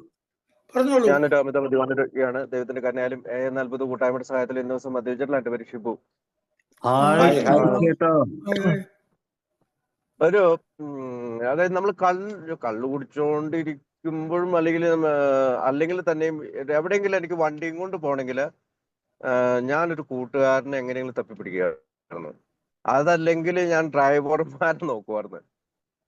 അവസാന കാലത്തൊക്കെ കള്ളു കുടിക്കാനാണെങ്കിൽ എനിക്ക് എന്തോ ഒരു മടിയായിരുന്നു. വണ്ടി ഓടിക്കുക എന്ന് പറഞ്ഞാൽ ഭയങ്കര മടിയായിരുന്നു. പക്ഷെ ഞാൻ ആൽക്കോളിസം എത്തിയതിന് ശേഷം ഞാൻ ഒരുപാട് വണ്ടി ഓടിച്ചു. ഞാൻ ആരെയും കൂട്ടുകൂടാതെ ഇപ്പൊ അത് 16ാമത്തെ വർഷത്തിലേക്ക് എടുക്കും. അപ്പൊ ഈ 16 വർഷം ഞാൻ അങ്ങനെയാണ് ചെയ്തത്. അത് എനിക്കൊരു വലിയ കോൺഫിഡൻസ് എനിക്ക് എത്ര ദൂരം വേണേലും ശ്രദ്ധയോടുകൂടി ഓടിക്കാം. ഞാൻ ഒരുപാട് ദൂരമൊന്നും അങ്ങനെ പോവില്ല, എന്നാലും ഞാൻ പോയിട്ടുണ്ട്. 500-600 കിലോമീറ്റർ ഒക്കെ ഇവിടെയൊക്കെ ടൂറൊക്കെ പോകുമ്പോൾ ഞാൻ തന്നെ ഓടിച്ചുകൊണ്ടൊക്കെ പോയിട്ടുണ്ട്, എന്നുവെച്ചാൽ ഫാമിലി ആയിട്ട് പോകുമ്പോഴേ. അപ്പൊ അന്നത്തെ കൺസെപ്റ്റ് എനിക്കൊരാള് വേണം, ഞാൻ ഒറ്റയ്ക്ക് എനിക്ക് ഇത്രയും ദൂരം ഒന്നും കവർ ചെയ്യാൻ പറ്റില്ല എന്നൊരു ആത്മവിശ്വാസ കുറവാണോ എന്തോ ഉണ്ടായിരുന്നു. ഞാൻ 32ാമത്തെ വയസ്സിലായാലും വന്നത്, പക്ഷെ ഞാൻ വലിയ പ്രായത്തിലൊന്നും അല്ല, നല്ല ചെറുപ്പത്തിൽ തന്നെ വന്നതാണ്. അപ്പം എന്റെ ആത്മവിശ്വാസക്കുറവുണ്ടായിരുന്നു എനിക്ക് നന്നായിട്ട്. അത് മിക്കവാറും കുടികൊണ്ടുണ്ടായതാണോ എന്ന് എനിക്ക് ഡൗട്ട് ഉണ്ട്. പ്രത്യേകിച്ച് കുടിക്കുന്ന കൂട്ടുകാരെല്ലാം 2.5 അടിച്ചിട്ട് വണ്ടി കയറിയിരിക്കും. അപ്പൊ അവനെ കൊണ്ട് പോകും, എവിടെയെങ്കിലൊക്കെ പോകുന്ന, അല്ലെങ്കിൽ അത്യാവശ്യത്തിന് പോകുമ്പോഴൊക്കെ അങ്ങനെ ഒരു ഡിപ്പെൻഡന്റ് ആയിട്ടുള്ള ഒരാളായിരുന്നു ഞാൻ. അപ്പൊ ഇപ്പൊ ഞാന് അങ്ങനെ ചെയ്യുന്നില്ല. ഞാൻ ഇന്ന് 100 കിലോമീറ്ററോളം ഓടിക്കണം എനിക്കൊരു എന്റെ ജോലി സ്ഥലത്ത് എത്താൻ. അത് ഞാൻ 24 മണിക്കൂറിൽ ഒരു 10-250 കിലോമീറ്റർ അങ്ങോട്ടും ഇങ്ങോട്ടും ഞാൻ ഓടിക്കുന്നുണ്ട്. അതൊന്ന്. രണ്ടാമത്തെ ഒരു കാര്യം, ഈ പടികളിലൂടെ സഞ്ചരിക്കാനൊക്കെ ആദ്യമൊക്കെ പറഞ്ഞപ്പോ ഒരു 3-4 മാസമൊക്കെ ഞാൻ അങ്ങനെ ഒരു മടി പിടിച്ചിരുന്നു. എന്നാണോ ഞാൻ ഒരു വൺ ടൈം ആദ്യം ആയിട്ട് ഇത് പരിശീലിക്കാനായിട്ട് ആരംഭിച്ചത്, അന്നേരം ഒരു നല്ല മാറ്റം ഉണ്ടായി. പിന്നെ ഞാൻ ശരിക്കും പറഞ്ഞ കൂടുതൽ ആൽക്കഹോളിക്സ് അനോണിമസ് എന്ന് പറഞ്ഞ പ്രോഗ്രാം എനിക്ക് മനസ്സിലായത് ആ പടികളുടെ പരിശീലനത്തിന് ശേഷമാണ്. പിന്നീട് ഡെയിലി ബേസിസിൽ ഞാൻ അത് ചെയ്യുന്നുണ്ട്. പ്രത്യേകിച്ച് സ്പോൺസർമാരെ കണ്ടെത്തുക, മീറ്റിംഗ് കൂടുക, 24 മണിക്കൂർ എന്ന് പറയുന്ന പ്രോഗ്രാം. അതായത് ഞാൻ ആദ്യം വരുമ്പോൾ 24 മണിക്കൂർ എന്നൊക്കെ കേൾക്കുമ്പോൾ എനിക്ക് വട്ടുള്ള കുറഞ്ഞു. എന്ത് 24 മണിക്കൂർ? അപ്പം നാളത്തെ കാര്യം എന്താവും, അടുത്ത വർഷം എന്താവും? അപ്പൊ ഇവർ ഓരോരോ കാര്യങ്ങൾ പറഞ്ഞു തന്നു. എന്ന് വെച്ചാൽ ജോലിക്ക് അപ്ലൈ ചെയ്യണ്ടെന്നോ അടുത്ത വർഷം കെട്ടാനുള്ള വീടിന് ഇഷ്ടിക ഇറക്കണ്ടെന്നൊന്നും അല്ല അതിനർത്ഥം. പക്ഷെ അത് ഇന്ന് ഇഷ്ടിക ഇറക്കുന്നു, പിന്നെ നാളെ സിമെന്റ് ഇറക്കുന്നു, പിറ്റേ ദിവസം അതിന് ആവശ്യമായിട്ടുള്ള മറ്റ് സാമഗ്രികൾ ഇറക്കുന്നു. അങ്ങനെയുള്ള ഡെയിലി ബേസിസിൽ ചെയ്യേണ്ട കാര്യങ്ങൾ അതിനകത്ത് ഒതുങ്ങി നിൽക്കുന്നു. ആദ്യ കാലഘട്ടത്തിൽ 24 മണിക്കൂർ ഞാൻ എന്റെ റിക്കവറിക്ക് വേണ്ടി ഉപയോഗിച്ച, ഇന്ന് കുടിക്കുന്നില്ല എങ്കിലും പിന്നീട് പല കാര്യങ്ങൾക്കും അത് ഉപയോഗിക്കാൻ പറ്റി. ജീവിതത്തെ ഒന്ന് ക്ലിപ്തപ്പെടുത്താൻ പറ്റി. അവന് ആൽക്കഹോളിസിനോട് ഒരുപാട് നന്ദിയുണ്ട്. പിന്നെ സാറിന്റെ ഇന്നത്തെ ഷെയറിങ്ങുകൾ ഒരുപാട് അവയർനെസ് തന്നു. വൺ ഡേ അറ്റ് എ ടൈമാണ്, മുന്നോട്ട് പോകുന്നു. താങ്ക് യു സാറേ. താങ്ക് യു ശിവ് ചേട്ടാ, താങ്ക് യു. ഹായ് സുഹൃത്തുക്കളെ, നമസ്കാരം. അധ്യാസനാണ്. ഞാൻ വിശ്വസിക്കുന്ന വലിയ ശക്തിയുടെ അനുഗ്രഹത്താലും ഈ മഹത്തായ കൂട്ടായ്മയിൽ സഞ്ചരിക്കുന്നതിനാലും ഇന്നത്തെ ദിവസം ഞാൻ മദ്യപിച്ചിട്ടില്ല. എൻ്റെ പേര് Sivadasan. Hi Sivadasan. Hi. Hi. എനിക്ക് മാഷിനോട് ചോദിക്കാനുള്ളത് ഞാന് കഴിഞ്ഞ ഒരു ഇതില് ആ എൻഡ് സമയത്ത് ഞാൻ ചോദിച്ചിരുന്നു മാഷോട്. അപ്പൊ മാഷ് എന്നെ പേഴ്സണലി വിളിക്കാനും പറഞ്ഞു. ഞാൻ മാഷിനെ വിളിച്ചു. അപ്പൊ മാഷ് അതിനുള്ള ഒരു ഉപാധി എന്നെ ഒരു പുതുമക്കാരൻ എന്നുള്ള നിലയ്ക്ക് 193 ദിവസമായിട്ടുള്ളൂ ഇന്നേക്ക്. അപ്പൊ ഞാനത് പ്രാവർത്തികമാക്കാൻ തുടങ്ങിയപ്പോ എന്നിൽ പല മാറ്റങ്ങളും ആയിട്ട് എനിക്ക് പല സമയങ്ങളിലായി പല പ്രതിസന്ധി ഘട്ടങ്ങളിലും ഞാൻ മാഷ് പറഞ്ഞു തന്ന ആ ഒരു വഴി തെരഞ്ഞെടുത്തപ്പോൾ എന്നെ സംബന്ധിച്ച് നല്ലൊരു ഇതായിട്ട് വരുന്നുണ്ട്. അതുപോലെ തന്നെ എൻ്റെ ഒരു കോപത്തിന്റെ കാര്യമൊക്കെ ഞാൻ അന്ന് മാഷോട് ചോദിച്ചിട്ടുണ്ടായിരുന്നു. അപ്പൊ മദ്യത്തിന് പകരം ഈ ഒരു കോപത്തെ വെച്ചിട്ട് മനസ്സിൽ തന്നെ ഓർത്ത് ഇതാവുക, അങ്ങനെ ഞാൻ പല ഘട്ടങ്ങളിൽ നിന്നും അങ്ങനെയൊക്കെ ഒരു മാറ്റങ്ങൾ എന്നിൽ നിന്ന് ഉണ്ടായിട്ടുണ്ട്. ഇന്നിപ്പോ ഒരു ചോദ്യം എന്ന് പറഞ്ഞത് ഇപ്പൊ രണ്ടു മൂന്ന് ദിവസമായിട്ട് ഇങ്ങനെ മനസ്സിനെ അലട്ടിക്കൊണ്ടാണ്. മുന്നേ മദ്യപിച്ച സമയം ഉണ്ടായിരുന്ന വീട്ടിൽ തന്നെ പറയട്ടെ, ായാലും എന്നും സിദ്ധാർത്ഥ പോയോ? എന്ത് വീണ്ടും പോയാ? റേഞ്ച് കേൾക്കാനില്ല? ഇടയ്ക്കിടയ്ക്ക് വിട്ടുപോകുന്നു. കേൾക്കണ്ടോ അപ്പോ? ഇപ്പൊ കേൾക്കാം, ഇടയ്ക്ക് വിട്ടുപോയി. അപ്പോ എന്നാ ഞാൻ വേഗം ചോദ്യം ഞാൻ ചോദിക്കാം മാഷെ. പറഞ്ഞോളൂ അപ്പോ പറഞ്ഞോളൂ. മുന്നേ ഞാൻ മദ്യം കഴിച്ചിരുന്ന സമയത്ത് ഇപ്പോ വീട്ടിൽ തന്നെ പറയാം, വൈഫിന്റെ അടുത്തായാലും മക്കളുടെ അടുത്തൊക്കെ ആയിട്ട് ഞാൻ മദ്യപിച്ച് വന്നിട്ട് എൻ്റെ ചില സമയങ്ങളിലുള്ള വികൃത സ്വഭാവങ്ങൾ സുബോധവാനായിട്ട് മുന്നോട്ട് പോകുമ്പോൾ എന്നിലുള്ള ആ സ്വഭാവങ്ങൾ അവരിലും ഉണ്ടാവുമോ എന്നുള്ളതാണ് എൻ്റെ ഒരു ഇത്. മാഷിന് ഹലോ ഒന്നുകൂടെ പറയൂ. ഞാന് മുന്നേ മദ്യപിച്ചിരുന്ന സമയത്ത് ഞാൻ വൈഫിനോടായാലും എൻ്റെ മക്കളോടായാലും ഞാൻ എന്നിൽ നിന്നുണ്ടാകുന്ന ചില സമയങ്ങളിലുള്ള വികൃത സ്വഭാവങ്ങൾ ഉണ്ടല്ലോ, ഇപ്പോ ഞാൻ സുബോധവാനായിട്ട് ഞാൻ ഇങ്ങനെ ഇതായിട്ട് പോകുന്നുണ്ട്. ആ ഒരു ഇതില് അവരില് എൻ്റെ ആ വികൃത സ്വഭാവങ്ങൾ, ഞാൻ മദ്യപിച്ചിരുന്ന ടൈമിലുള്ള വികൃത സ്വഭാവങ്ങൾ അവരിലും കാണുമോ എന്നുള്ളതാണ് എൻ്റെ ഒരു ആശങ്ക. ഓക്കെ, കുറെ നേരത്തെ നിങ്ങൾ കാണിച്ചിരുന്ന അതെ ആ ഒരു സ്വഭാവത്തിന് ഒരു പ്രതിരോധമായിട്ട് അവരൊരു രൂപരേഖ തയ്യാറാക്കി വെച്ചിട്ടുണ്ട്. അവർ മൈൻഡ് അവർ സെറ്റ് ചെയ്തിട്ടുണ്ട്. നിങ്ങൾ ഇങ്ങനെ ആയിരിക്കും, അങ്ങനെ ആണെങ്കിൽ എങ്ങനെയാണ് പെരുമാറേണ്ടതെന്നുള്ള അവർ, കാരണം അവർക്ക് നിലനിൽക്കണമല്ലോ. അപ്പൊ അതിനൊരു പ്രതിരോധം അവര് സംഭരിച്ചു വെച്ചിട്ടുണ്ട്. നിങ്ങൾ കുടിയിൽ നിന്ന് മാറി നിന്നാലും അവരുടെ ആ പ്രതിരോധ സംവിധാനം പെട്ടെന്ന് മാറില്ല. അതുകൊണ്ട് നിങ്ങൾ നല്ല സ്വഭാവം കാണിച്ചാലും അവർ ആ പ്രതിരോധ സ്വഭാവത്തിലുള്ള ചില സ്വഭാവങ്ങളായിരിക്കും കുറെ കാലത്തേക്ക് കാണിച്ചുകൊണ്ടിരിക്കുക. അതായത് അവര് അത്ര പെട്ടെന്ന് മാറില്ല എന്നർത്ഥം. കാരണം അവർക്ക് നിങ്ങളിലുള്ള പരിപൂർണ വിശ്വാസം വരുന്നോടം വരെ അവരത് കാത്തു സൂക്ഷിക്കും. കാരണം നാളെ കുടിച്ചിട്ട് വന്നാൽ നിങ്ങളോട് ഒപ്പം നിൽക്കണമെന്നുണ്ടെങ്കിൽ അവർക്കൊരു പ്രതിരോധ സംവിധാനം വേണം. ആ പ്രതിരോധ സംവിധാനം അവര് ഉണ്ടാക്കി വെച്ചിട്ടുണ്ട്. ആ സംവിധാനം അവര് അയച്ചു പണിയില്ല. അയച്ചു പണിയണമെങ്കിൽ വിശ്വാസം വരണം. കാരണം അയച്ചു പണിതിട്ട് നിങ്ങൾ വീണ്ടും ഇത് കുടിക്കുകയാണ് എങ്കിൽ അവര് ആകെ തകർന്നു പോകും. അങ്ങനെ തകരാതിരിക്കണമെങ്കിൽ അവര് അന്നുണ്ടാക്കി വെച്ച ആ പ്രതിരോധ ചിന്താഗതി നിലനിർത്തിയേ പറ്റുള്ളൂ.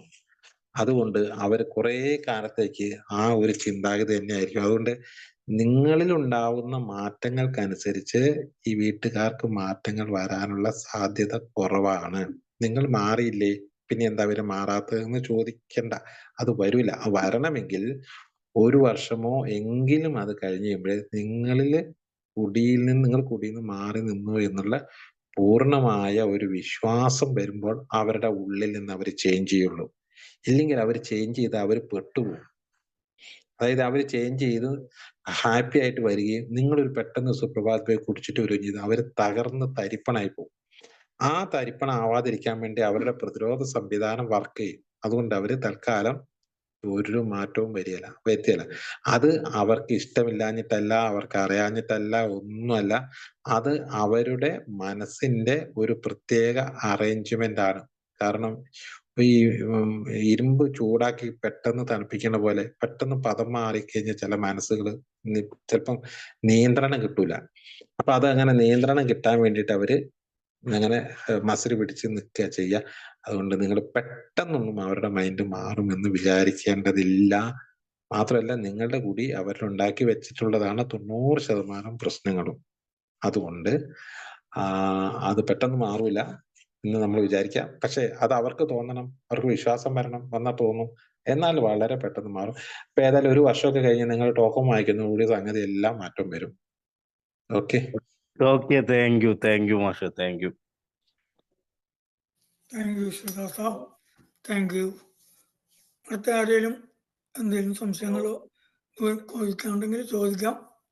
വിജയ മാഷ, ഒരു കാര്യം ചോദിക്കാനുണ്ട്. ചോദിച്ചോളൂ. എൻ്റെ പേര് സജോഷ്, ഞാൻ മധ്യാസക്തനാണ്. സാറെ കേൾക്കാവോ? കേൾക്കാം, പറഞ്ഞോളൂ. ഓക്കെ. മാഷ, ഇതൊരു ചോദ്യം എന്ന് വേണേൽ പറയാൻ പറ്റില്ല. കാര്യം എൻ്റെ ഒരു സുഹൃത്തിൻ്റെ കാര്യമാണ്. പുള്ളി അമിത മദ്യപാനിയാണ്, ഇപ്പോഴും മദ്യപിച്ചുകൊണ്ടിരിക്കുകയാണ്. കുറച്ച് പേഴ്സണൽ പ്രോബ്ലംസ് ഒക്കെ ഉണ്ട്. അപ്പം പുള്ളിക്ക് ഒരു മനുഷ്യനുമില്ല സഹായിക്കാൻ, ഒരു ഹെൽപ്പും ഇല്ല. പറഞ്ഞാലിപ്പം നമ്മൾ പറഞ്ഞു കഴിഞ്ഞാൽ അത് മനസ്സിലാക്കാനുള്ള ബോധം പുള്ളിക്കുണ്ടോ എന്നും സംശയമാണ്. കാരണം എന്നാന്ന് ചോദിച്ചു കഴിഞ്ഞാൽ ത്രൂ ഔട്ട് കുടിയാണ്. പിന്നെ എപ്പോഴെങ്കിലുമൊക്കെ കിടന്നുറങ്ങും, കണ്ണ് തുറക്കുമ്പോൾ വീണ്ടും കുടിക്കും. അമ്മാതിരി ഒരു സ്റ്റൈലാണ്. ആരുമില്ല ഹെൽപ്പ് ചെയ്യാൻ. അപ്പം ഇങ്ങനെയുള്ളവരെ നമുക്ക് എന്ത് ചെയ്യാൻ പറ്റും? ജസ്റ്റ് ലീവ് ദം അലോൺ, അല്ലെങ്കിൽ ഏതെങ്കിലും തരത്തിൽ ഹെൽപ്പ് ചെയ്യാൻ പറ്റുമോ?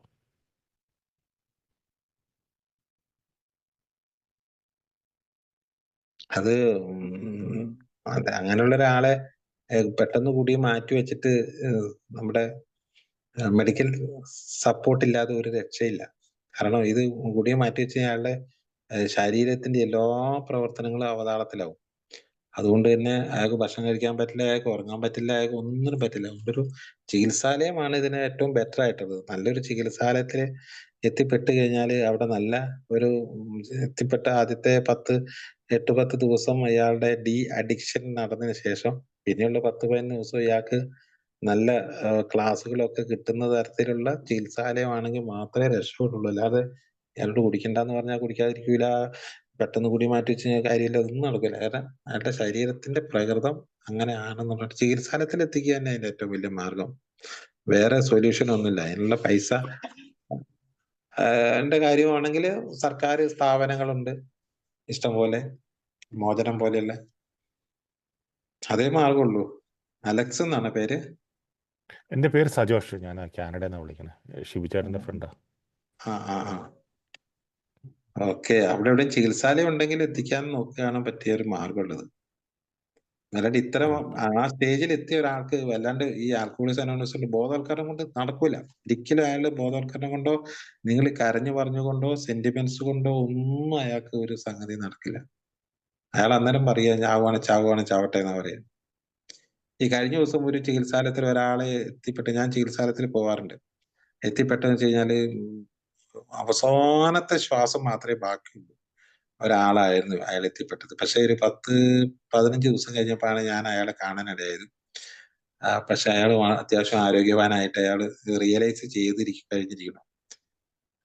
ഇതേപോലെ തന്നെ ഭാര്യ പിണങ്ങിപ്പോയിട്ട് 5 വർഷമായി, അച്ഛനില്ല, അച്ഛൻ പിണങ്ങിപ്പോയി, ഒറ്റയ്ക്കായിരുന്ന സംഗതിയാണ്. അപ്പൊ അത് കുറച്ചുപേരുടെ അനുഭവം എനിക്ക് ഉള്ളത് കൊണ്ടാണ് പറഞ്ഞത്. ഒരു ശ്വാസം മാത്രമേ ഉണ്ടായിരുന്നുള്ളൂ എന്നാണ് അവിടെ ചികിത്സ ഡോക്ടർമാര് പറഞ്ഞത്. പക്ഷെ ഇപ്പൊ അയാൾ നല്ല ആരോഗ്യവാനായിരിക്കുന്നു. അയാള് രക്ഷപ്പെടണം, ജീവിക്കണം എന്നുള്ള രീതിയിലേക്ക് അയാൾ മാറിയിരിക്കുന്ന ചികിത്സാലയത്തിൽ എത്തിയപ്പോ തന്നെയാട്ടോ. ഓക്കെ, സമയമായി. Okay, thank you. Thank you സജോഷേ, താങ്ക് യു വിജയ മാഷേ. നമുക്ക് മീറ്റിംഗ് വൈൻഡപ്പ് ചെയ്യാൻ സമയമായിട്ടുണ്ട്. ഇന്ന് മീറ്റിംഗിൽ പങ്കെടുത്ത എല്ലാ പ്രിയ സുഹൃത്തുക്കൾക്കും സുബോധത്തിൻ്റെ നല്ലൊരു ദിവസം കിട്ടാൻ വേണ്ടി ദൈവത്തോട് പ്രാർത്ഥിക്കുന്നു, ആശംസിക്കുന്നു. അടുത്ത ആഴ്ച വീണ്ടും വിജയമാഷെ കണ്ടുമുട്ടാം. വിജയമാഷിനും ആയുസ്സും ആരോഗ്യവും സുഭോഗത്തിൻ്റെ നല്ല നാളുകളും ആശംസിക്കുന്നു. ജോലി ചേട്ടാ പ്രാർത്ഥിക്കാം. ഞാൻ പ്രാർത്ഥിക്കാം. ഇപ്പോ ഈ സജേഷ് ചോദിച്ച ചോദ്യത്തിനുള്ള അനുബന്ധമായിട്ട് ഒരു ചെറിയ വൺ വേർഡ് ക്വസ്റ്റ്യൻ. ഇതിന് അനുബന്ധമായിട്ട് നമ്മുടെ നാട്ടില് കേരളത്തില് ഈ ഗവൺമെന്റ് സാധാരണ ഈ ഡി അഡിക്ഷൻ സെന്ററിൽ ഞാൻ പോയിട്ടുള്ളതാണ്. പക്ഷെ അവിടെ അതിനുള്ള സംവിധാനങ്ങളൊന്നുമില്ല. അല്ലാതെ ഇത്രമാത്രം ക്രിട്ടിക്കലായൊരു ആൾക്കാരെ നോക്കുന്ന സ്ഥാപനങ്ങൾ ഏതെങ്കിലും സാറിന്റെ അറിവിൽ ഉള്ളത് ഒന്ന് രണ്ടെണ്ണത്തിന്റെ പേര് പറയാമോ? ഈ സ്ഥലം എവിടെയാ? ഞാനിപ്പോ UK സംസാരിക്കണ. എൻ്റെ പേര് ജോളി. ഞാനൊരു പഞ്ചാസക്തരാണ്. ഞാൻ ഇതിപ്പോ ഈ സജേഷൻ ചോദിച്ച അതേ കാരണം വെച്ചാൽ എൻ്റെ അറിവിലും ഇതേപോലെ ഉണ്ട്. നിർഭാഗ്യം എന്ത് ചെയ്യാൻ അറിയണമെന്ന് അറിയില്ല എന്നുള്ള രീതിയിൽ ഞാൻ UK പക്ഷെ നാട്ടില് 1-2 ആൾക്കാർ എൻ്റെ അടുത്ത് ഇതേ ചോദ്യം ഞാൻ അതിന് പറ്റിയ ഇടം നമ്മുടെ നാട്ടില്, ഞാൻ മൂവാറ്റുപുഴയാണ് നാട്ടില്.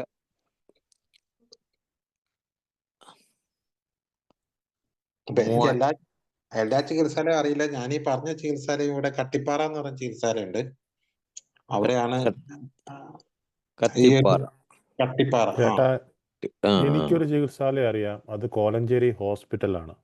അയ്യോ, അവിടെ അവിടെയൊക്കെ എങ്ങനെയാന്ന് എനിക്ക് കാരണച്ചില്ല. എൻ്റെ ഒരു സുഹൃത്ത്, ഞാൻ മൂവാറ്റുപുഴക്കാരനാ, കോലഞ്ചേരിയിലൊരു എൻ്റെ ഒരു സുഹൃത്ത് പോയി എന്തൊക്കെയോ ചെയ്തു. അവസാനം വീണ്ടും ആ പുള്ളിയെ കാണുമ്പോൾ ഞാൻ എൻ്റെ അന്നൊന്നും ഞാൻ മദ്യാസക്തനൊന്നും ആയിട്ടില്ല.